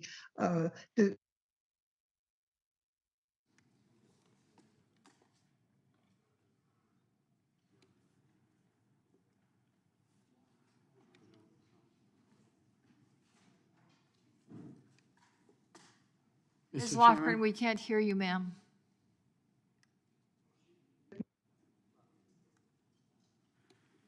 For what purpose does Mr. Tiffany seek recognition? Oh, what purpose does Mr. Shabbat seek recognition? Move strike last word. Gentleman is recognized. Thank you, Mr. Chairman. I'll yield my time to the gentleman from Wisconsin, Mr. Tiffany. Thank you, Mr. Shabbat. So I heard a few things here after I presented this amendment. And one, there was a question of germaneness. Clearly, this is germane. I also heard, with all due respect, Mr. Chairman, you said this amendment has nothing to do with student loans, and also that this is an excuse to derail this bill. This amendment has nothing to do with all of those things. This is really important to the American people. And I understand why some people on this committee feel very uncomfortable with this amendment, because you know what? A whole lot of people around the country, including in my state, have been awfully uncomfortable watching riots in their streets. And I think about the footage that was run in Madison, Wisconsin during the State Street riots, and the riots that ensued a couple weeks later when our governor and the mayor of Madison did nothing to protect the communities of the community of Madison. And what we saw in some instances were many young people who may very well have graduated, for example, from UW-Madison, that were destroying businesses on State Street, one of the most iconic streets that you'll find in the state of Wisconsin, tearing down the statue of Hans Christian Heg, an abolitionist soldier who gave his life at Chickamauga for the Union, to protect the Union, and to end slavery. Lady Forward, torn down in front of the state capitol in Madison. Lady Forward, celebrating Wisconsin being the first state to ratify women's suffrage. Well, there were a lot of young people that were participating in that. And the people of this country, and I know certainly of the state of Wisconsin, they would not want to discharge the debts of people like that that are choosing anarchy and destruction. I believe this amendment is germane, and I hope all members of this committee will vote for it. I yield my time back. For what purpose does Mrs. Cicilline seek recognition? Move to strike the last word, Mr. Chairman. Gentleman is recognized. I had to step out of the room for a moment when the bill was called up, the Student Borrower Bankruptcy Relief Act of 2019, and when I came back in just a few minutes later, I thought for a moment I'd gone into the wrong room because there was a discussion about Antifa and looting, and so I was struggling with it. So let's not allow this effort to distract from this really important piece of legislation. There are literally veterans with diabetic paralysis who are lying in bed, who have been able to discharge all of their other debt in bankruptcy with one exception, student loan debt. There are people who are receiving Social Security who are having their Social Security checks attached because they can discharge all their other debt but this. This is what the bill is designed to address. H.R. 2648, the Student Borrower Bankruptcy Relief Act, would provide relief from crushing student loan debt for economically distressed individuals who have no alternative but filing for bankruptcy. The overriding principle of the bankruptcy system is to give people who are overwhelmed with unmanageable debt a fresh start through meaningful relief from their debt.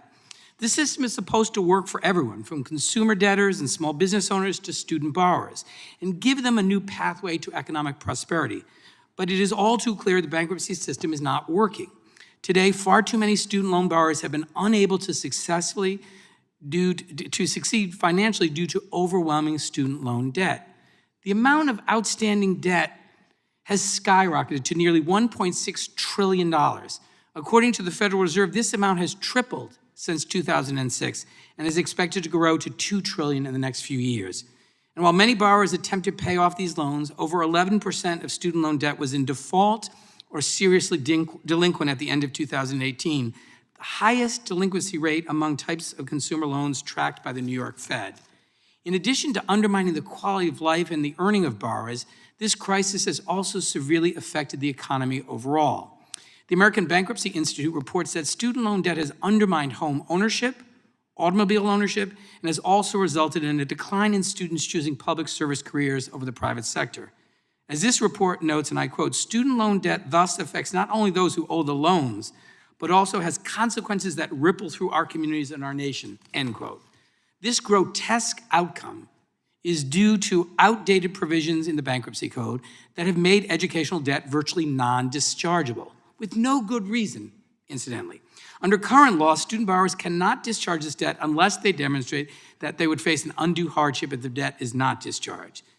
While Congress intended that provision to provide relief for hard-hit borrowers, in practice, it is an extremely high bar to relief for those with crushing debt. H.R. 2648, the Student Borrower Bankruptcy Relief Act of 2019, would fix this problem by ensuring that student loan debt is treated the same as almost every other form of debt that can be discharged in bankruptcy. As an original co-sponsor of this important bill, I applaud Chairman Nadler and Senator Durbin for their leadership on H.R. 2648, and I urge my colleagues to support this overdue measure. And when you have constituents, as we all do, who are facing the devastating consequences of being unable to discharge this debt, they expect us to take action in a serious way. That's what this bill does. I urge my colleagues to focus on what this bill the problem it attempts to solve, do something about it, and don't look for an excuse to vote against the millions of student borrowers who are facing this kind of debt by voting no. So I urge my colleagues to support this bill, and I yield back. Gentleman yields back. For what purpose does Mr. Gates seek recognition? I move to strike the last word. Gentleman is recognized. I support Mr. Tiffany's amendment. The underlying piece of legislation that would allow students to discharge student loan debt through bankruptcy would shatter the foundation of higher education finance. It would create a dramatic and sudden shift in the pricing of higher education. It would disrupt almost every university budget in America. And that's exactly why I'm voting for it. During my adult life, prices in higher education have skyrocketed. University administration budgets have exploded. Administrators have gotten rich while a generation of students have been relegated to a life of indentured servitude. 44 million Americans dealing with crushing student loan debt, an amount in the aggregate that exceeds $1.6 trillion. That's more than the amount of money Americans have bought against or borrowed against cars. That's more than America's credit card debt in the aggregate. And it has impacted the life of so many of my fellow millennials. Unable to get married, unable to have a down payment for a home. It's almost like in dating, in millennial life, and in marriage, student loan debt is like the reverse dowry. You're not just marrying someone, you're quite literally marrying their student loan debt as well. It's had an impact on the American family, on the economy, and we should do something about it. But it does raise the question, how did we get here? Why in 2005, as the chairman correctly referenced, did members of Congress and the Senate abandon young people in this country and sell out their promise and their future? And in some research, it appears I've found the answer to that question. I'd like to seek unanimous consent to enter into the record a publication by The Guardian entitled, how Biden helped create the student debt problem he now promises to fix. Without objection. And in this article, it's talking about 18 senators who abandoned the Democrat position and joined with Republicans, and it reads, 18 Democrat senators breaking ranks and casting their vote in favor of the bill. Of those 18, one politician stood out as an especially enthusiastic champion of the credit companies who, as it happens, had given him hundreds of thousands of dollars in campaign contributions. Joe Biden. And that sentiment, the linkage of these problematic campaign donations in exchange for voting against young people and students, is also reflected in the Cleveland Plain Dealer. I ask unanimous consent to enter into the record the piece entitled, How Joe Biden Helped Inflame the Student Loan Debt Crisis. Without objection, would the gentleman yield? I have a few more points to get through and then be honored to. And in this piece, I think the comments of Senator Russ Feingold are particularly noteworthy, where he said the bankruptcy bill was a poster child for the need for campaign finance reform. So Joe Biden taking donations and then turning around and voting against students. The evidence continues with a piece from The Intercept, and this is entitled, Joe Biden's Role in Creating the Student Debt Crisis Stretches Back to the 1970s. And I'd seek unanimous consent to enter that into the record. Without objection. And it says here, what Biden is forced to respond to this on the campaign trail, and he says, I don't think you should be paying for my son Hunter to go to Yale Law School. On that point, I may agree with him. I don't think you should be paying for my daughter Ashley to go to the University of Pennsylvania. That response, when confronted with his record selling out to the creditors and to the lenders, shows a fundamental misunderstanding with what the majority is trying to do, which I support on this committee. But last but most certainly not least, my favorite writing on Joe Biden's role in this is a Harvard Law School piece by Elizabeth Warren entitled, What is a Women's Issue, Bankruptcy, Commercial Law, and Other Gender-Neutral Topics? Mr. Chairman, I seek unanimous consent to enter that into the record. And in this piece, I think particularly noteworthy is where Senator Warren says, missing, for example, is a picture of Senator Biden standing shoulder to shoulder with the CEOs of the credit industry co-sponsoring legislation to increase restrictions on consumer and small business bankruptcy. It appears as though Joe Biden was the student loan indebtedness senator. And I'm grateful that the majority on this committee wants to break away from the Biden record on student loans and would instead chart a way forward that is more fair to America's young people. I yield to the chairman. I thank the gentleman for yielding. The gentleman is quite correct. At the time, which was 2005, there was an attempt to do exactly what was done. It was the wrong thing to do. Senator Biden was on the wrong side. Many people in both parties were on the wrong side. Senator Warren was then a Harvard law professor who was advising me. I was one of the leaders of the opposition, and hopefully everybody has learned from that. But you're quite right. People were wrong at the time. And but I appreciate your support for this. It is the right thing to do. It was the wrong thing to do then. It was the right thing to do now. I agree. I yield back. Gentleman yields back. For what purpose? Move to strike the last word.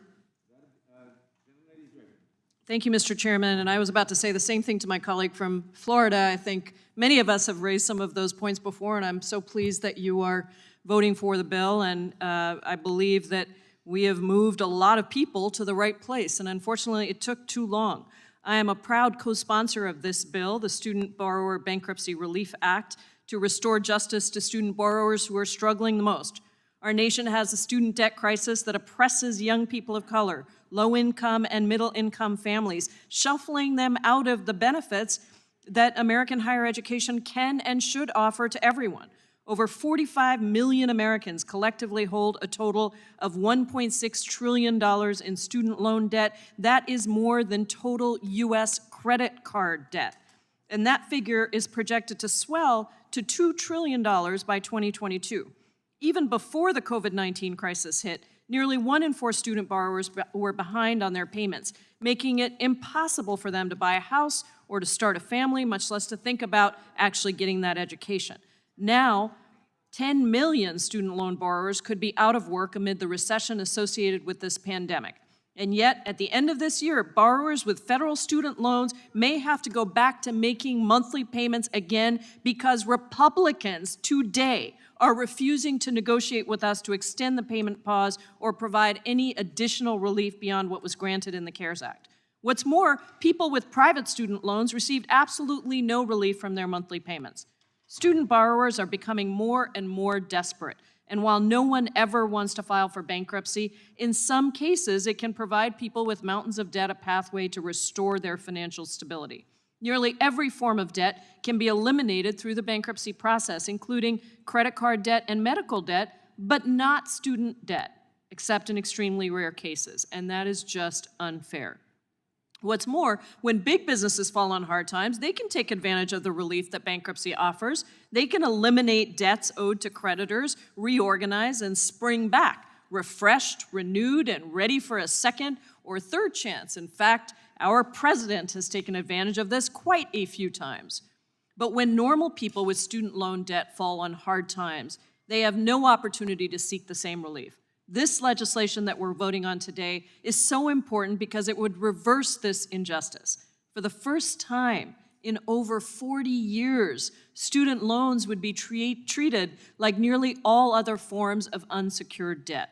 For those student borrowers who have no realistic path to pay back their crushing student loan debt, this would give them an option to help them get back on their feet. My Republican colleagues may argue that people who have the means to repay their student debts must do so. But we are talking here about those who do not have the means. Think about the young woman who is the first in her family to go to college. She works part-time throughout college, but she still has to take out loans to afford the ballooning cost of higher education in this country. After years of making on-time payments, she gets unlucky. Her kid is diagnosed with cancer, or a wildfire destroys her home, or she loses her job due to corporate downsizing. Shouldn't she have the same access to relief as big corporations? This bill is critically important, and I'm proud to be voting in favor of it today. But I also believe we have to go farther to truly address the severity of this student debt crisis, especially with the class of 2020 graduating into the worst job market since the Great Depression. And that's why I've introduced the College for All Act to do right by our young people and make public universities free and allow people to refinance their debt. And that's also why I support Representative Omar's Student Debt Cancellation Act to cancel all federal and private student loans taken out since 1965 within 6 months of the bill being signed into law. And economists have looked at that bill and seen how much it will actually jumpstart our economy to get this debt out. We need to be looking at serious, bold solutions to address the severity of our student debt crisis. Eliminating student loans in bankruptcy is a critical first step, and I urge my colleagues to support the bill. I yield back. Gentlelady yields back. For what purpose does Mr. Armstrong seek recognition? Move to strike the last word. Gentleman is recognized. I agree with just about everything my friend from Florida said, other than that voting for this bill will have that outcome. And the reason is I have a little more, it's either faith or cynicism, I'm not sure which, in how institutions and how this will work. Cost of higher education's gone up by about 25% over the last decade. And there are a lot of different reasons for that. There's cost of living, there's cost of compliance, but the two most important things, which this bill does nothing to address, is cuts to higher education at the state level and the overinflated bureaucracy that exists in administrations, because I do know this, that 25% increase hasn't been delivered to professors and it hasn't been delivered to students. And without dealing with those core issues, this bill will continue to exacerbate the problem, because there is nothing in here that will incentivize a college to reduce their tuition increases. And without doing those things, we are going to continue to see that. And when you know that you can discharge, when you can discharge those student loans, we also have to run into the nuances of who is getting these loans. Every kid in this country who wants a higher education deserves to get one. One of the reasons that occurs is because of how student loans exist. And there are lots of problems with this, and I believe it is a crisis that is coming home and we are facing.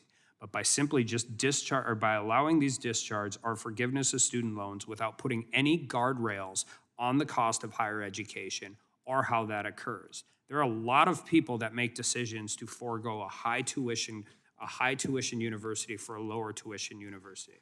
There are a lot of people, earlier it was mentioned about welding and accounting, but even in this job market and where we're at, those types of jobs tend to work forward. We don't make any distinctions about which ones of these things we deal with or how we deal with them. All we do is go to the lowest common denominator.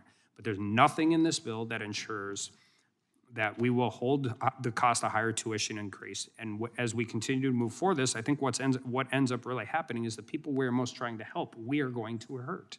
And so, do you want some time? Yeah, well, the gentleman. Absolutely. For a colloquy. So if students are able to discharge, I see what you're saying, that the bill doesn't say bureaucracy has to be cut.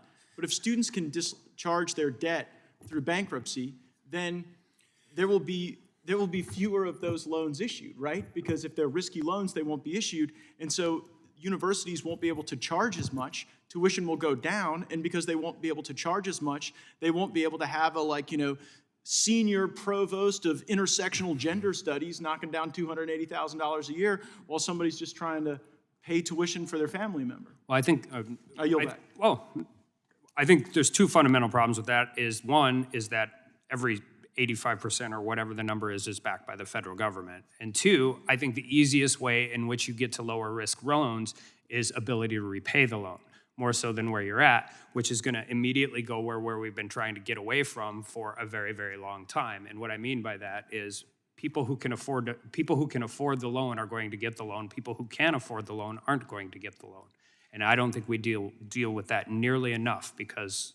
But would the gentleman concede that the inability to get to the loan would then be linked to the quality of the higher education product delivered, right? Like, I'm pretty sure that even poor kids are going to be able to get a student loan for quantum computing and, advanced microbiology. It's like where you've got people who are getting graduating with $60,000, $70,000, $80,000 in debt that walk out with my degree, the political science degree, and then are far less employable. Don't you think that the chairman's bill would create some market forces that don't currently exist within higher education? And I agree with you on the point of federally backed loans. I would support that too. And I think that's part of the problem. And I don't disagree with anything you said. I actually don't disagree with a lot of what my colleagues on the other side have said about this. I have a different take on how that actually will occur, so. For what purpose does Ms. McBath seek recognition? Thank you, Mr. Chairman. I move to strike the last word. Gentlelady is recognized. And I'm so grateful to you, Mr. Chairman, and also Congressman Katko for introducing this important bipartisan legislation, and I really am happy to say it's bipartisan. I do have to say, though, that I oppose the amendment and I support the bill because so many in our country are facing great financial uncertainty and hardship as we continue to persevere through this pandemic. Many Georgians in my own state have worked hard to improve their prospects through education with help of student loans. They've gotten college degrees and even graduate degrees in hopes of providing a strong economic foundation for their families and for their futures. And for many, this investment in their future pays dividends. And over a period of time, many of them are able to pay back those student loans. Unfortunately, others will find themselves in periods of great financial difficulty, such as what we have right now under the pandemic. Under such a strain, bankruptcy can provide a way forward, a way out of debt, and toward a more hopeful future, a new beginning for these people, and also in building their futures. And this bill helps those experiencing the extreme financial strain by making student loan debts dischargeable in bankruptcy, just like many other types of debt. But I have an example of something like this has happened in my district in Georgia. Argosy International defrauded many, many students that paid their hard-earned money to get degrees. They closed their doors, and those students have now been left with unimaginable debt, also now saddled with COVID-19. Many of them don't have jobs, they don't have resources, and may not even have a place to live. But I do want to make reference to the comments that our colleague across the aisle, Mr. Armstrong, made, the comment on the choice of study. I think the choice of study that our students take, has no bearing on whether or not They might be unfairly defrauded by for-profit institutions, and now they owe the debt that they owe for degrees and services that were not made good on by those for-profit institutions, and those doors have actually been closed to them. That's the reason why we must continue to make education more accessible, but we must also help those who have not yet reaped the benefits of their education because they have fallen on hard times or they were defrauded by these for-profit institutions. And so this bill takes an important step in providing students a bit of much-needed hope in a great moment of difficulty. And let's be real, every student in this country right now is facing extreme difficulty if they are under the gun to try to be able to pay for their education during this time. So I urge my colleagues to join me in supporting this bipartisan legislation, and I yield back the balance of my time. Gentlelady yields back. For what purpose does Ms. Scanlon seek recognition? Mr. Chairman, I move to strike the last word. Gentlelady is recognized. I want to thank the chairman for introducing and moving through committee H.R. 2648, the Student Borrower Bankruptcy Relief Act, which I'm proud to co-sponsor. I look forward to supporting, and I will have to oppose the amendment. Chairman Nadler's legislation, the Student Borrower Bankruptcy Relief Act, could not be more timely for my community. Pennsylvania holds the dubious distinction of having one of the highest rates of student loan debt in the nation, $68 billion. 64% of our 2019 grads have student debt with an average of $38,500 each. Even before COVID-19 upended our economy, more than 25% of Pennsylvania's student loan holders were seriously delinquent in repayment or in default. So this is an issue that hits close to home in my district.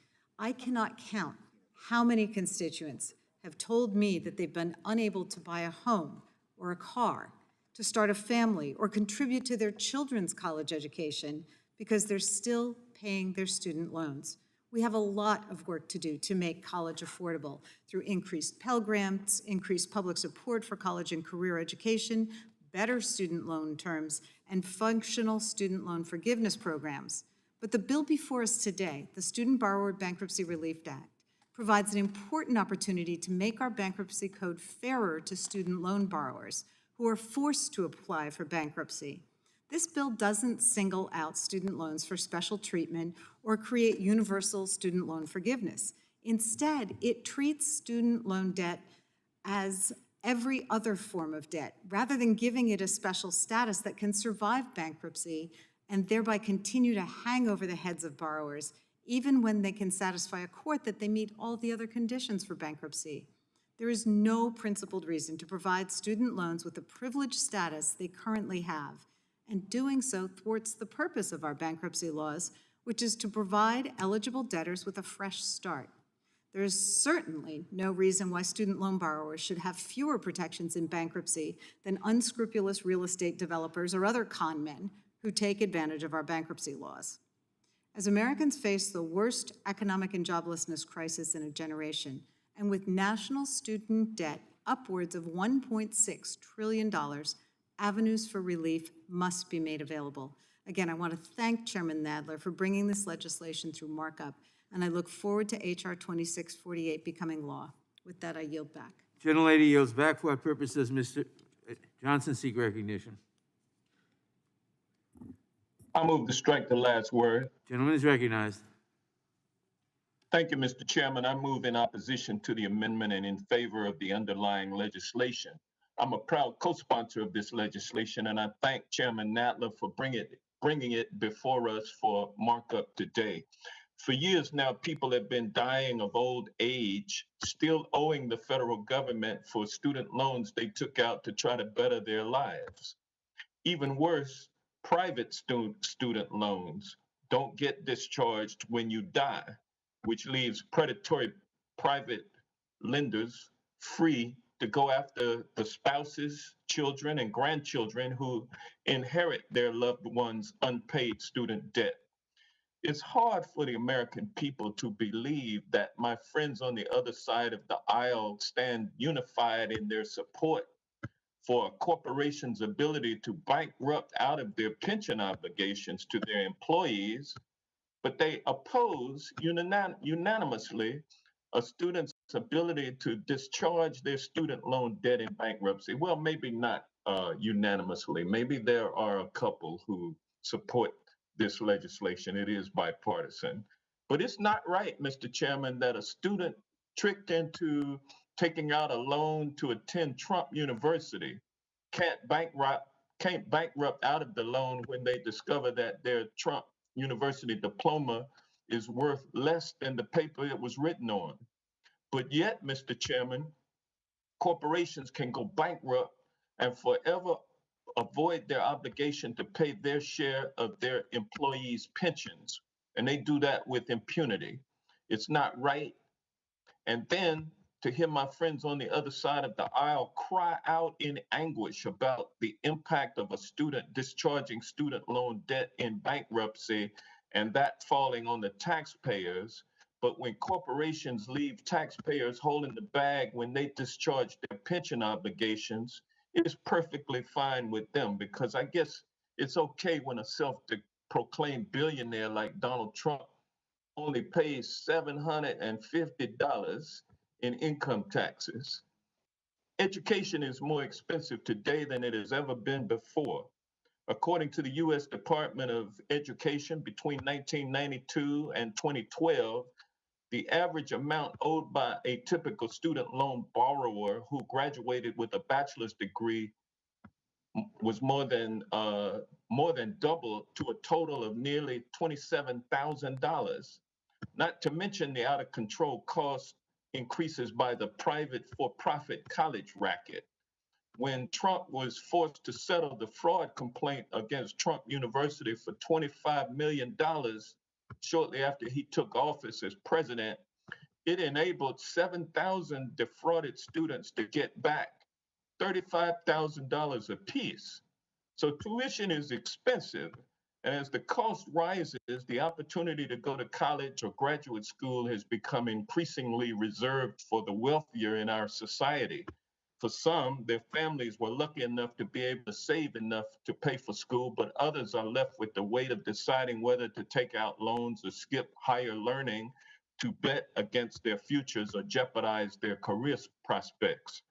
Yes, academic scholarships can cover some of the financial burden, but these scholarships are hard to get, and they are rarely enough to prevent students from having to take out loans to cover the full cost. I know this burden is not taken on lightly, and graduates take pride in paying off their loans, but a few wrong turns, like a recession, an illness, or a layoff, can cause loans to snowball, making them impossible to pay down. So bankruptcy has always been a last resort for Americans who've fallen on bad times. It's something that is not taken lightly. Unlike big corporations, Americans wait as long as they can before filing for bankruptcy. By allowing student loans to be discharged in bankruptcy, this bill would help those few who need to restart, who need this final lifeline to get their lives back. So let's do that for the people. We coddle the corporations. Let's pay some attention to the people, especially the least of these. And with that, Mr. Chairman, I yield back. The gentleman yields back. For what purpose does Mr. Johnson seek recognition? Thank you, Mr. Chairman. I'm going to yield my time to Mr. Armstrong. The gentleman yields to Mr. Armstrong. Thank you. Just a couple points here. Over 90% of the student loans are federally backed. A private, regardless of where you're at, the private for-profit universities is not how we got into this crisis. And this is homegrown at the University of North Dakota State University, Harvard, not Harvard, but University of Michigan, all across the country. And so to keep using that straw man is disingenuous and is not getting to the root of the problem, which is, it's not that I don't agree, don't agree that this is coming to be a crisis. It's a part of the solution. But the other thing I want to just say, and this is to my colleague, Ms. McBath, we understand that, but if you are taking out $120,000, I'll use myself as an example because I have an undergraduate psychology degree. If I wouldn't have went to law school and decided not to go to school, an undergrad psychology degree without a graduate study essentially qualifies you to do what I did in college, which was bartend, which was the best job I ever had. But if you're going to a high-end university taking $80,000 to $100,000 a year for a loan into a degree field that doesn't pay that kind of money, it is not just bad circumstances that can put you into these kinds of troubles. Combined with, this bill does nothing to hold any guardrails either on the increase of tuition or the lack of funding from states who do this. So without some of those guardrails in place, it's not that I don't have a complete sympathy for what we're trying to do. I'm just saying it's not going to accomplish it the way in which we think it is. And when talking about, when we go back to unions and labor and all of those different things, by making college more attractive by the ability to discharge your loans, you actually make the trades and those types of things less attractive to go into. And as we're developing into a 21st century workforce and economy, we want to make those jobs more attractive, not less. So with that, I will yield back to my friend, Mr. Johnson. Would the gentleman yield? I will, sure. I guess the question I have for my distinguished friend from North Dakota, with whom we often agree, unfortunately disagree on this particular subject, is, so it is his position that there are prospective students out there who are going to decide whether or not to pursue an apprenticeship versus a liberal arts degree that may cost them, upwards of $100,000, based solely on the fact that they can file for bankruptcy years from now if in fact they are unable to pay that debt. Is that's why you oppose this bill? No, at the macro level, that's not what I'm talking about. Or at the micro level, that's not what I'm talking about. But making college overall generally more attractive chases people out of those types of things. Listen, I grew up in the age where everybody, my parents' generation grew up where everybody needed a high school degree. I grew up in the age where everybody needed a college degree. And those conversations need to start occurring in a different way. But there's no doubt that when you do something like this without, there's two things that happen here. We do nothing about decreasing the cost of higher education, and it makes it easier and more attractive for students to go to higher education. And that is actually true. And I'm not saying that's a bad thing. Again, I'm saying I want anybody who wants to go to college to be able to go to college. But I think we should be realistic about what choices they make and make those choices available for certain people. Thank you both, gentlemen. It's a fascinating discussion. I think it's an important issue. And I would just note here that it's one that we need to talk about further. In our group, the Republican Study Committee, we released a report last week, the American Worker Report, where we talk about a lot of policy recommendations to break this bachelor's or bust mentality that I think is contributing to a lot of these problems. But this is a thoughtful discussion, and I just want to go on record once more in the few seconds I have remaining to support this amendment, because I think it makes good sense, and I think if we polled the American people, I think most people would agree. If somebody's going to engage in lawlessness and tear down a community, they should not be have the benefit of the government's assistance further down the road. So it gives people something to think about. I strongly support the amendment. Would the gentleman yield? Be happy. Would the gentleman yield? Be happy to. Yeah, I have a question for the author of the amendment. Does it apply to the right-wing thugs like Mr. Rittenhouse, who go to these rallies and disrupt the peaceful demonstrations? I'll yield to Ms. Tiffany to answer, but I'll tell you that my vote would be for all thugs. I think we ought to punish them all. I'll yield to Ms. Tiffany. You want to answer that? Yeah, thank you. Anyone that commits lawlessness in the streets, they should, if they're looking to get their loans discharged and they're convicted of rioting and looting, they should not receive that benefit from the taxpayers of the United States of America. Well said. The gentleman's time is expired. The gentleman's time is expired. The gentleman's time is expired. For what purpose does Ms. Dean seek recognition? Thank you, Mr. Chairman. I move to strike the last word. Gentlelady is recognized. Thank you, Mr. Chairman. I rise in opposition to the amendment and in support of the underlying legislation, H.R. 2648. And I do that as someone who taught at a university for 10 years, also as a mother to college students. Student loan debt in America passed the $1.5 trillion mark this year. In my home state of Pennsylvania, as my good colleague has talked about, there are 1.8 million people who have collective $60 million in student loan debt. In the past few decades, We sold the American people a dream. If you go to college, you'll be able to get a good-paying job and join our country's storied middle class. The reality is alarmingly different. The cost of a college education continually increases, wages have been stagnant, the job market has experienced enormous shocks, both in the Great Recession and now during the COVID-19 pandemic. The class of 2018 was graduated with an average student loan debt of more than $29,000. And we know that the largest concentration of student loan debt, over $620 billion, is among young Americans under the age of 34. Is it any wonder then that marriage rates are down, home ownership is down, childbirth rates are down? Our economy is de-incentivizing the American dream with the burden of debt. Now, no one is saying that student loan debt is the sole cause, but it is undoubtedly a crisis and a significant factor in the malaise sweeping our middle class. I am a former college professor. I'm proud to co-sponsor Chairman Nadler's Student Borrower Bankruptcy Relief Act.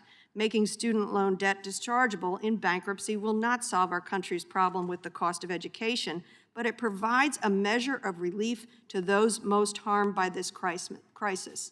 In the end, I'd also like to address the contents of this amendment, which I find extraordinarily puzzling. Why don't we focus on the matter at hand, giving Americans the ability to pursue an education without facing debilitating financial burden? Education is important for so many reasons, but particularly for our civic life, for the health of our democracy. As we have seen in the past few years with the March for Our Lives, the civic response at airports following the extraordinary Muslim ban, or most poignantly in racial justice protests that were so shockingly disrupted at Lafayette Square by this administration and agents of this administration, we should be making it easier for Americans to learn, to grow, and to become civic-minded, contributing members of our society. I look forward to voting for this bill, continue to work with urgency with my colleagues, and I urge a yes vote on the bill and no vote on the amendment. With that, I yield back. Gentlelady yields back. For what purpose does Mr. Negussi seek recognition? Move to strike the last word. Gentleman is recognized. Thank you, Chairman Nadler, for your leadership and for bringing the Student Borrower Bankruptcy Relief Act bill that I'm proud to co-lead with you to Markup today. And I also want to express my thanks to Congressman Katko, as well as, of course, Senators Warren and Durbin, who are leading the bill in the Senate. It's undeniable, and I think my colleague from Pennsylvania did a terrific job articulating that we have a student loan debt crisis in this country with nearly 45 million Americans, including more than 700,000 Coloradans, shouldering $1.5 million in student debt. We must, in my view, take immediate action to help lessen the immense burden.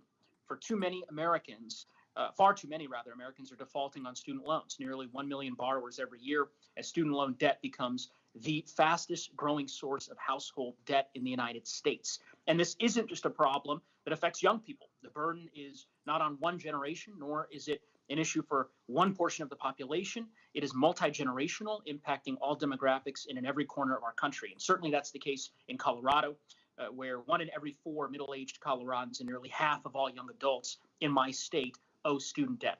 The greatest hardship is felt, of course, in rural Colorado, with more than 130,000 individuals owing student loan debt. And one reason for this crisis, as has been articulated during today's markup, is in our bankruptcy system. Prior to 1976, as Chairwoman Lofgren articulated, federal and private student loan debt were both fully dischargeable in bankruptcy. And yet, over the last several decades, Congress and the courts have steadily narrowed the grounds for borrowers to gain relief from student debt in bankruptcy proceedings. I must confess, I am puzzled by the objections from some of my Republican colleagues today with respect to this bill. I understand the sentiments regarding wanting to lower the tuition at our public colleges and universities, and I certainly worked with my Republican colleagues on the Board of Regents at the University of Colorado to do precisely that. But the notion that providing this option to students who are underwater with respect to their student loan debt to be able to pursue this option in bankruptcy somehow is going to incentivize folks to take out massive amounts of student loans only to then reap the negative consequences associated with filing for bankruptcy. Filing for bankruptcy is not something that anybody wants to do. It's not something that anyone encourages. It has negative repercussions in terms of your potential employment, your credit score, and so many other potential consequences. So that to me is a farcical argument. And, with respect, I would suggest that this is a bill that everyone should be able to get behind. And of course, that is reflected in the fact that in addition to Chairman Nadler, Representative Katko, a Republican from the other side of the aisle, is co-leading this measure. So I would hope that we could put politics aside. Let's restore the law back to what it was for the better part of 40 years and give folks the opportunity, to the extent that they find themselves in such dire circumstances as needing to pursue relief under our bankruptcy laws, to be able to do that. And with that, I yield back. Gentleman yields back for purposes. Mr. Raskin seek recognition. I move to strike the last word, Mr. Chairman. Gentleman is recognized. I rise in very strong support of the legislation to treat student loan debt as dischargeable, just like most every other form of consumer debt, and just the way it was treated until 1976. You can achieve bankruptcy protection for business debts, for credit card debts, for medical debts, even gambling debts. But student loan debt is non-dischargeable, along with a handful of other categories like money that you're forced to pay to a court for criminal restitution or child support or alimony. So I don't really understand the whole idea of stigmatizing millions of young people who want to go to college, better themselves, join the middle class, and meet the American dream. And instead, what we get is rhetoric that we're like incentivizing young people to go out and study things they shouldn't study, or to go beyond their limitations, to go to college when they really shouldn't be in college. I'm just shocked at some of the rhetoric we're getting. I'm also baffled, my colleagues are baffled by the response of some of our GOP friends to this whole matter. I mean, they seem to be looking for somebody to scapegoat or blame. You know, if we were going to be looking for a category of people to penalize for their past activity in the bankruptcy process, why not penalize people who have filed for bankruptcy itself multiple times before? And I know they don't want to talk about Donald Trump. They don't want me to mention him. So take the president off of the picture. Imagine a con man who has nothing to do with the president of the United States. Just imagine a con man who's gone bankrupt 3 times or 4 times or 5 times and then wants to come back and seek bankruptcy protection again. And yet, no, I don't see any amendments on your part to try to deny that person the protection of the laws, even if that person pocketed millions of dollars on the way out as he or she looted the workers of a particular business. Now, there's this, I understand the amendment, let's just call it the Kyle Rittenhouse amendment, and thank you, Mr. Johnson, for getting some clarity on what we're talking about, because the amendment does say, I think it certainly covers Mr. Rittenhouse. I don't know if he inspired it, but it says you're not covered if the debtor has been convicted of an offense arising out of activity related to looting or rioting. So Mr. Rittenhouse is charged with homicide for killing 2 people with a rifle. He was only 17 years old. So as I understand it, the purpose of this amendment is to say, if Mr. Rittenhouse, say he's convicted of homicide and he goes to jail for, I don't know what it might be, 20 years or 25 years, but he's able to study some in prison and he gets out, he wants to make amends with society, he's done his time, and then he takes out loans, as I understand it, and he takes out a lot of loans, and say he goes to some phony university like Trump University, well, that's closed, but take another like for-profit university goes to, and then he gets out and he can't pay it back. And he really can't pay it back, and he's in trouble, and he goes to get the loans discharged. He can't be discharged. And I suppose, I mean, it's such an extreme set of hypotheticals that you posit to us with the Rittenhouse Amendment, Mr. Tiffany, but if you would generally say that anybody convicted of a crime, just take any ordinary criminal, Michael Flynn or Paul Manafort or Michael Stone, or anybody, Roger Stone, anybody who's been convicted of a crime cannot achieve the benefits of bankruptcy protection, then I think you've got a more interesting case there. And I think we could debate that philosophically, but I don't know why you would target one small category of people like Kyle Rittenhouse who get into trouble because they decide to assault someone or kill people the way a lot of the Boogaloo Boys or the Proud Boys have done at these protests. By the way, here's an article I'd like to submit for the record, Mr. Chairman. 51 protesters facing federal charges from the protests, yet no sign of Antifa involvement from a review of all the Department of Justice records. So they keep talking about Antifa, and I would gladly denounce Antifa. As I understand, Mr. Tiffany is denouncing today Kyle Rittenhouse and the Boogaloo Boys and the Proud Boys. If he hasn't, I certainly hope that he will. But given how narrow his amendment is, I'm afraid I can't support it at this point. And I yield back to you, Mr. Chairman. The gentleman yields back. For what purpose does Ms. McCarcel Powell seek recognition? Mr. Chairman, I ask to strike the last word. Gentlelady is recognized. Thank you. First, I oppose this amendment. I think it's a distraction and it really doesn't have much to do with this bill. I fully support this bill and I thank my colleague for working on this issue. Student debt is actually a very personal issue for me for different reasons. I've been working on student debt since I came into Congress, supporting different bills, because I spent over 13 years of my career before I came to Congress working on higher education, working here at Florida International University, which is a public university, and it serves first-generation students, and it serves the largest number of Hispanic students in the country, actually, in the entire country. And currently, just to give you an idea, the tuition and fees at FIU for a Miami resident at a public university is close to $24,000 right now. And it's a fact, right? We've seen these numbers that minorities, especially Latino and Black students, are hit hardest by the student loan debt crisis and student loan default. In Florida, just to give you an idea, the student loan debt has hit over $75 billion, with over 2.2 million borrowers owing an average of nearly $35,000 each. Now, more than ever, I think it's incredibly important to have a college degree to compete in this economic market. But with the rise of college tuition, including public universities, not these elite schools that people are discussing on the other side, these students are forced to take out thousands of dollars in student debt. They're unable to find gainful employment afterwards, especially right now during a pandemic, to be able to pay off these loans. Now, I know that most of the members in this committee agree that this crushing debt is preventing students, once they graduate, from purchasing their homes, providing for their families, and being able to just fulfill their dreams here.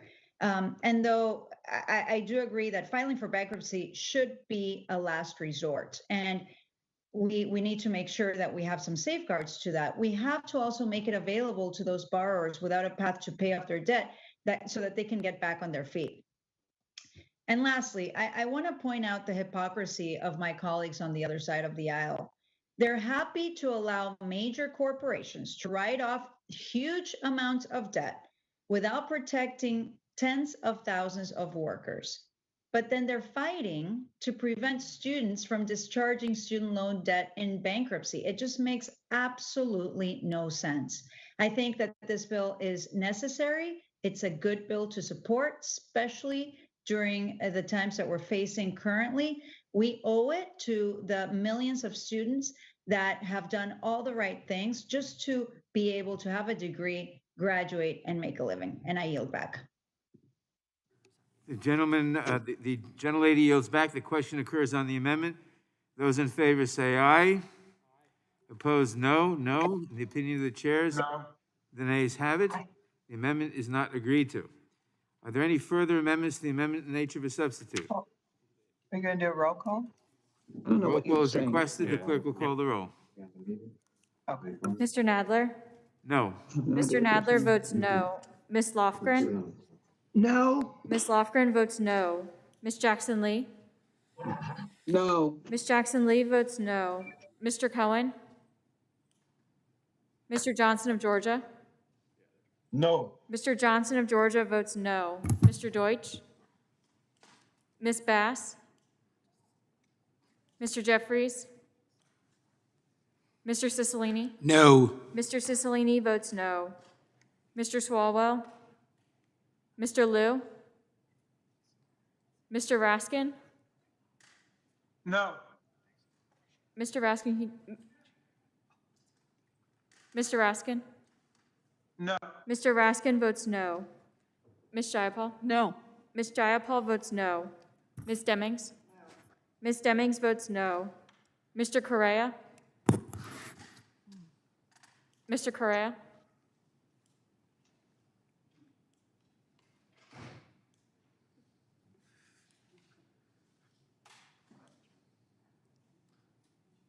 Mr. Correa, you're on mute.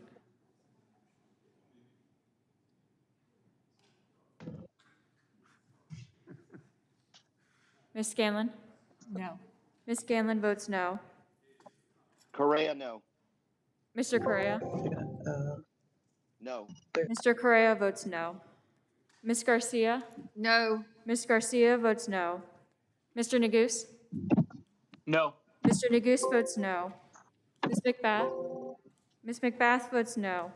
Mr. Stanton? No. Mr. Stanton votes no. Ms. Dean? No. Ms. Dean votes no. Ms. Mucarsel-Powell? No. Ms. Mucarsel-Powell votes no. Ms. Escobar? Mr. Jordan? Mr. Sensenbrenner? Mr. Shabbat? Mr. Gomert? Mr. Collins? Mr. Buck? Mr. Gates? Oh, Ms. Roby? Mr. Gates? Mr. Johnson of Louisiana? Mr. Johnson of Louisiana votes yes. Mr. Biggs? Mr. McClintock? Ms. Lesko? Aye. Ms. Lesko votes aye. Mr. Rechtenthaler? Mr. Klein? Mr. Klein votes aye. Mr. Armstrong? Mr. Armstrong votes yes. Mr. Stube? Mr. Tiffany? Mr. Tiffany votes aye. Ms. Bass, how do you vote? What are we voting? Ms. Bass, how do you vote? Ms. Bass, you're on mute. Vote Ms. Bass?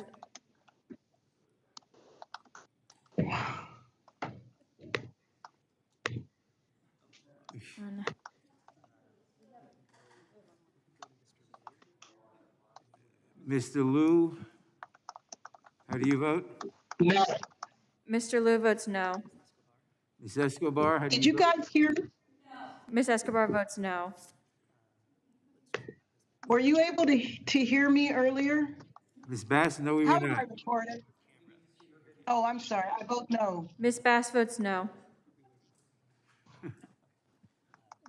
Has everyone voted who wishes to vote? Clerk will report.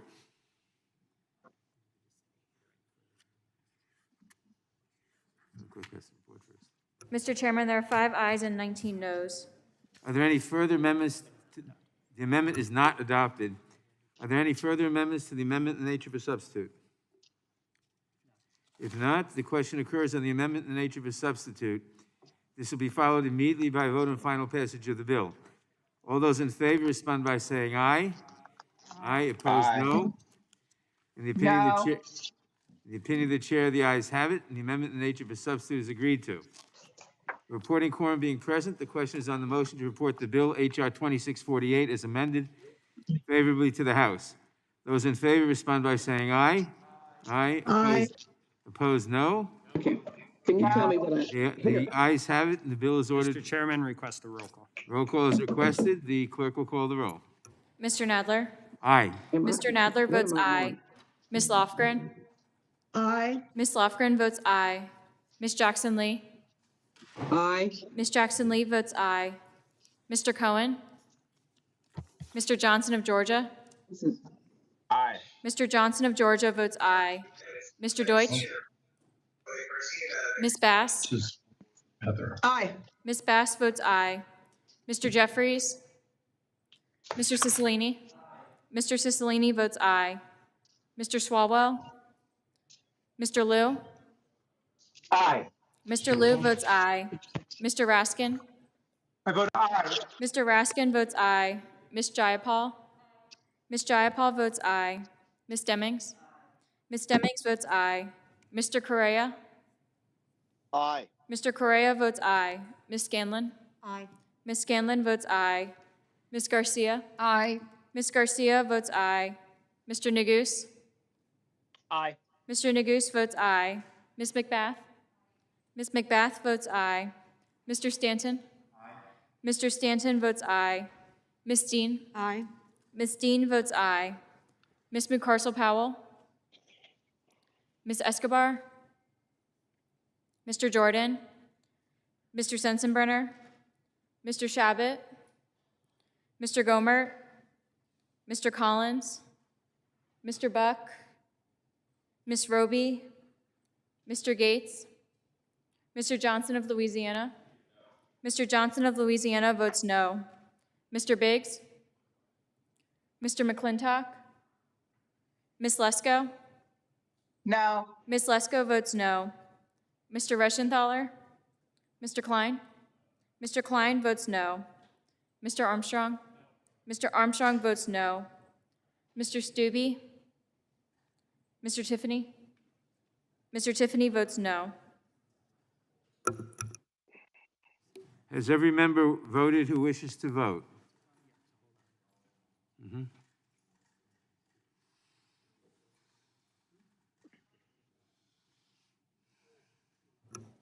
Mr. Chairman, there are 7. How am I recorded, Mr. Chairman? How am I recorded? Ms. McCarcel-Powell, you are not recorded. That was, Aye, please. Ms. I vote McCarcel-Powell aye. votes aye. and Ms. Bass, how are you recorded? No, she's on the phone.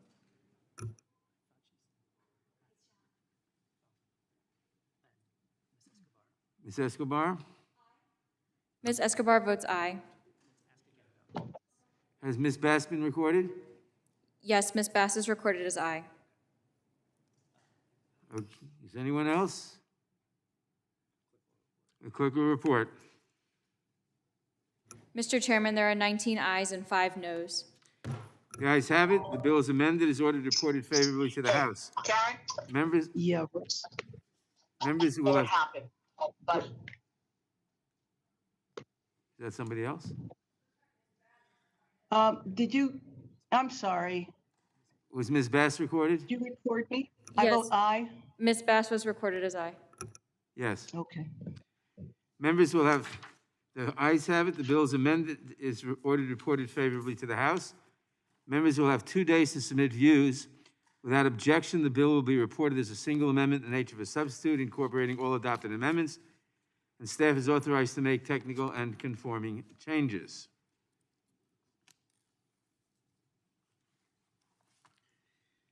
Pursuant to notice, I now call up H.R. 8366, the Protecting Homeowners and Bankruptcy Act of 2020, for purposes of markup, and move that the committee report the bill favorably to the House.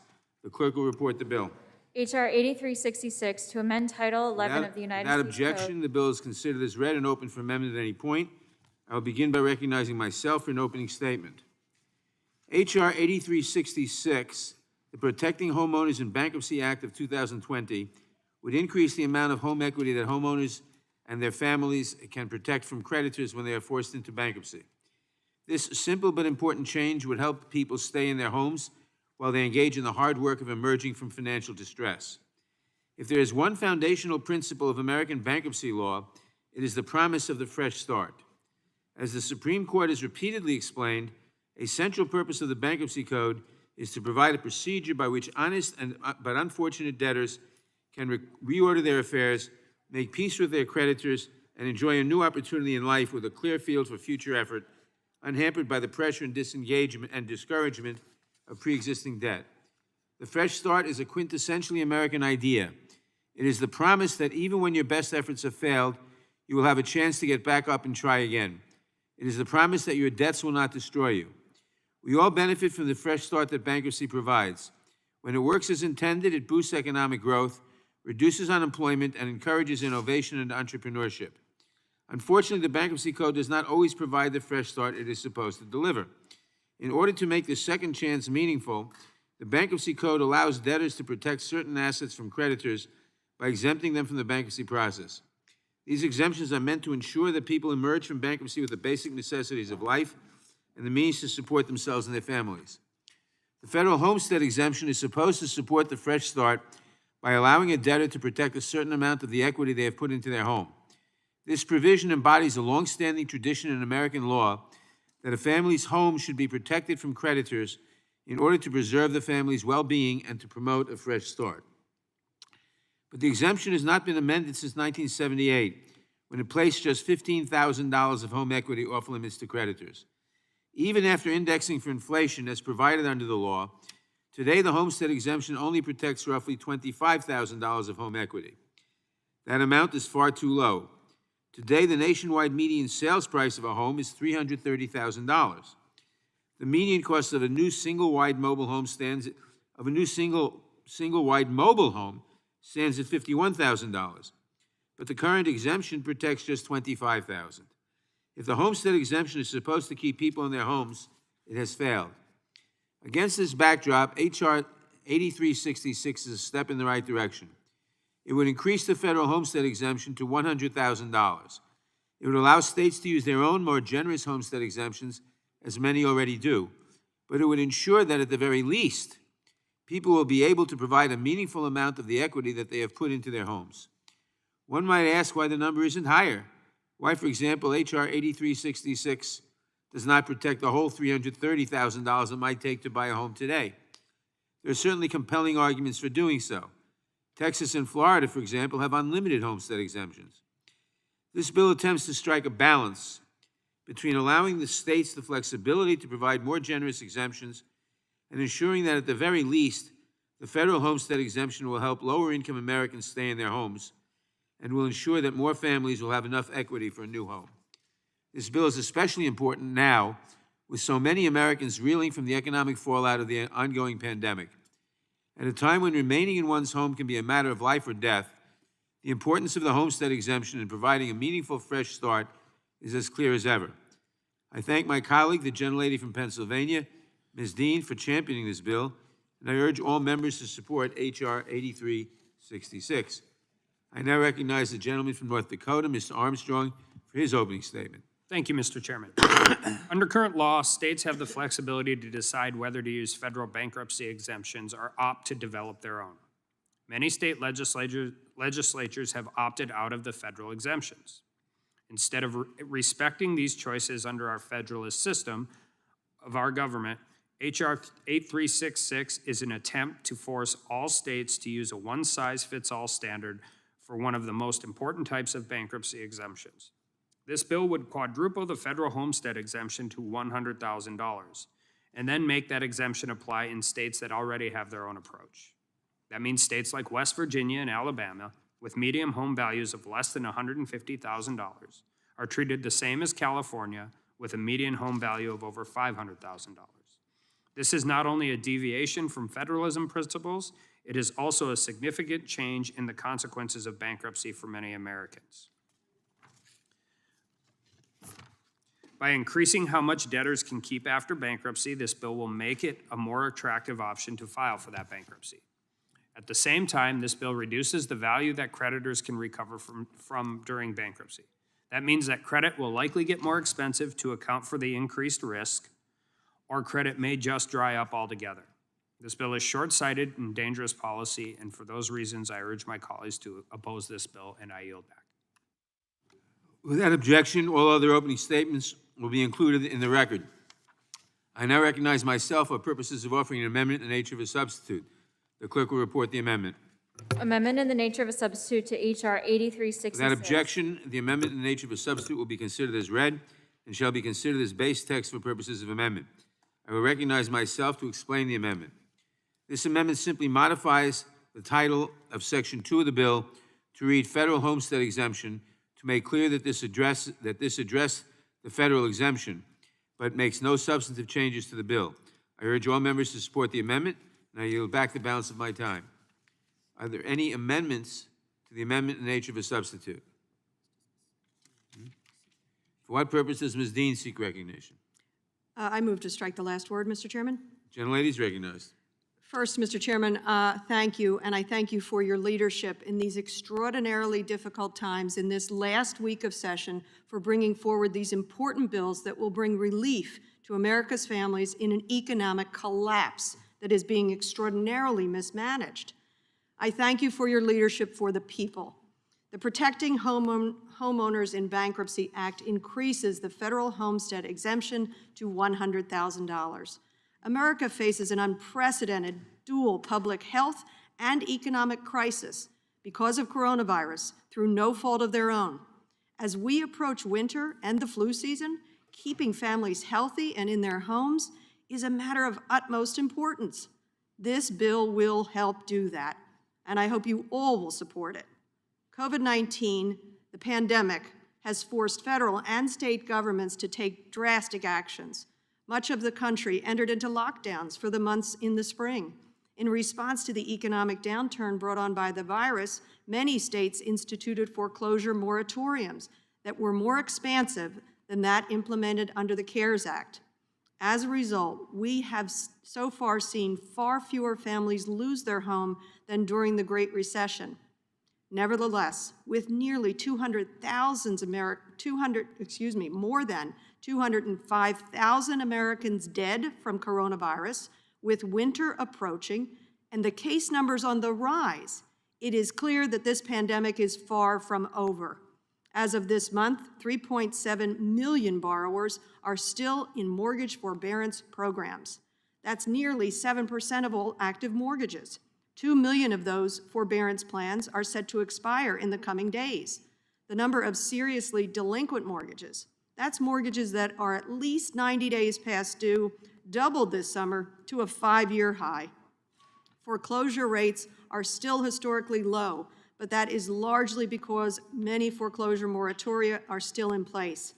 As states relax those restrictions, we may and probably will have a housing crisis on our hands. America makes us a promise to all its people that you will have a fair chance of building wealth and of protecting that wealth. And when you are in difficulty, that you will get that fresh start. This country will give you a second chance. That is the principle undergirding bankruptcy law. Those who find themselves in honest and unfortunate financial situations will have an opportunity at a fresh start. The Bankruptcy Code has a provision known as the Federal Homestead Exemption. This provision was enacted more than 4 decades ago, in 1978. It protects right now $15,000 of a home's equity from creditors. As you pointed out, Mr. Chairman, the median price of the American home has increased tremendously in the intervening 40 years to more than $300,000. The homestead exemption has not kept pace. I ask for my colleagues on both sides of the aisle, on behalf of your constituents who worry about their housing, their protection of their equity and their wealth as we face the fall and winter months of a pandemic. I ask all my colleagues for your support. With that, Mr. Chairman, before I yield back, I ask unanimous consent to enter on the record the good Representative Mr. Cicilline's remarks, if you would offer that, if I may offer that for the record. Without objection.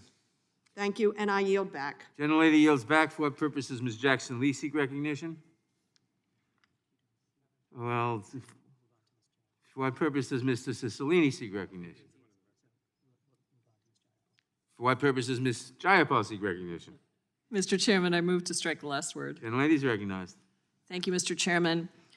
I want to thank my colleague, Ms. Dean, for introducing this important bill. Communities across the country are struggling desperately to stay housed. Over a third of people in the United States say that they're concerned that they will lose their housing if they don't get additional help to cover the cost.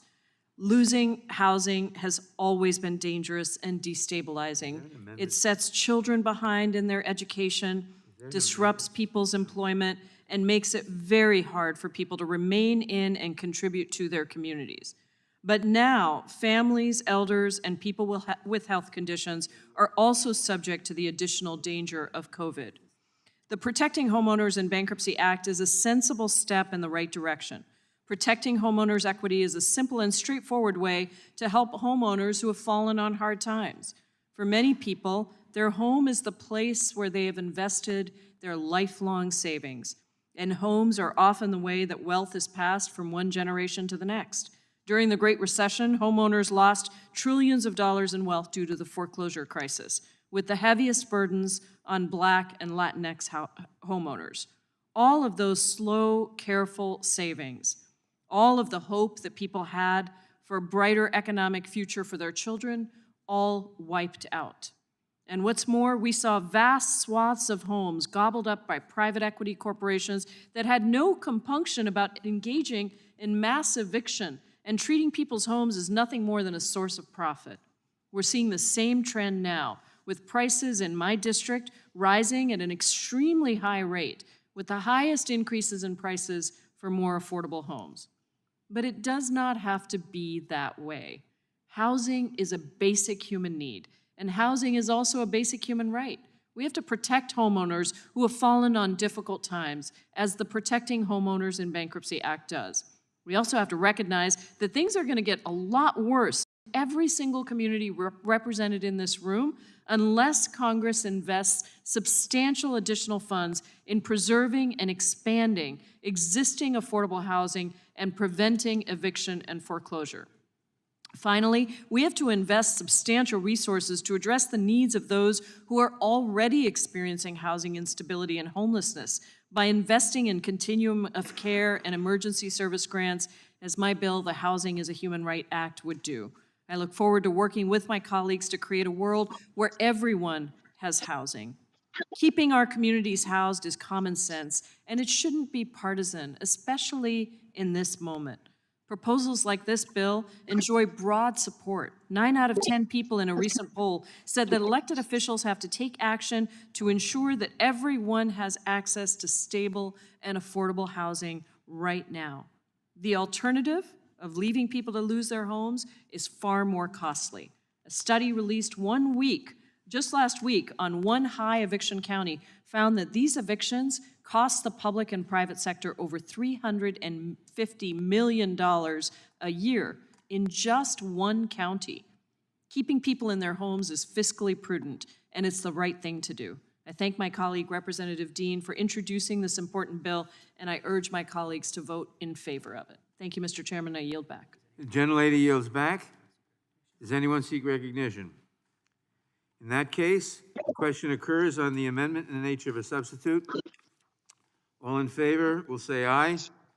Aye. Opposed, no. The ayes have it. Consider coming January 1, The ayes have it. 2021. And the amendment is agreed to. Your Are there any colleague that Dr. Sparrow and reporting are quorum being? really appreciate if you could take a look at Someone's phone should be on mute. call on Congress to help prevent those. Okay.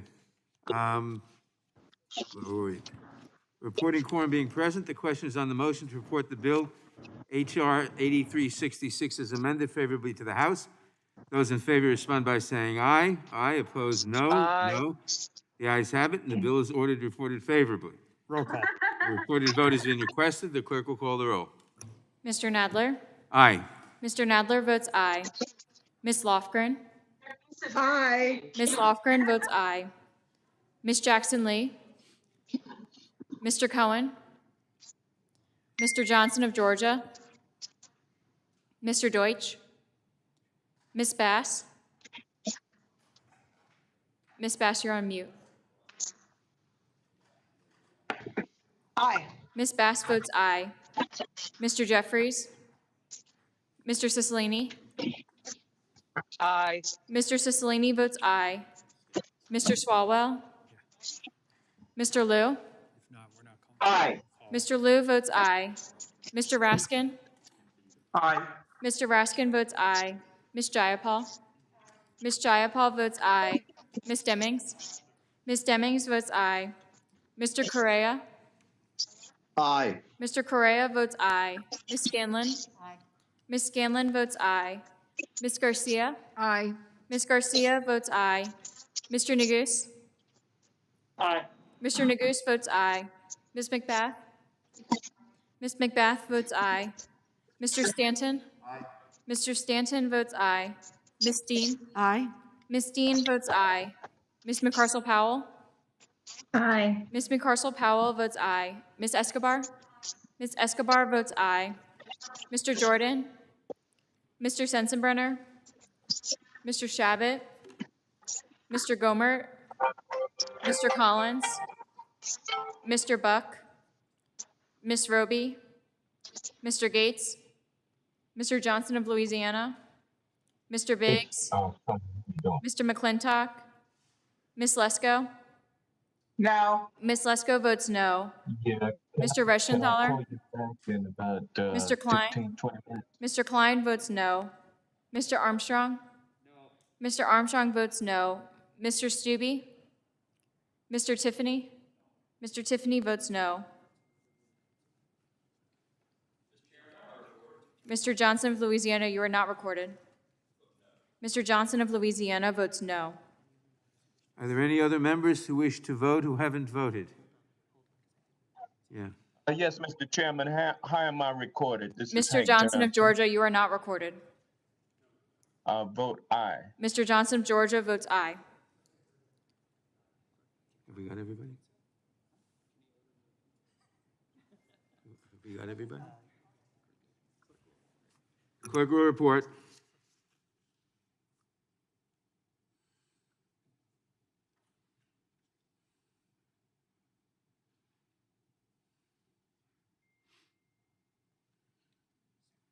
Mr. Chairman, there are 18 ayes and 5 noes. The ayes have it, and the bill is amended as ordered, reported favorably to the House. Members will have 2 days to submit views. Without objection, the bill will be reported as a single amendment in the nature of a substitute incorporating all adopted amendments, and staff is authorized to make technical and conforming changes. This concludes our business for today. Thanks to all our members for attending. Without objection, the markup is adjourned.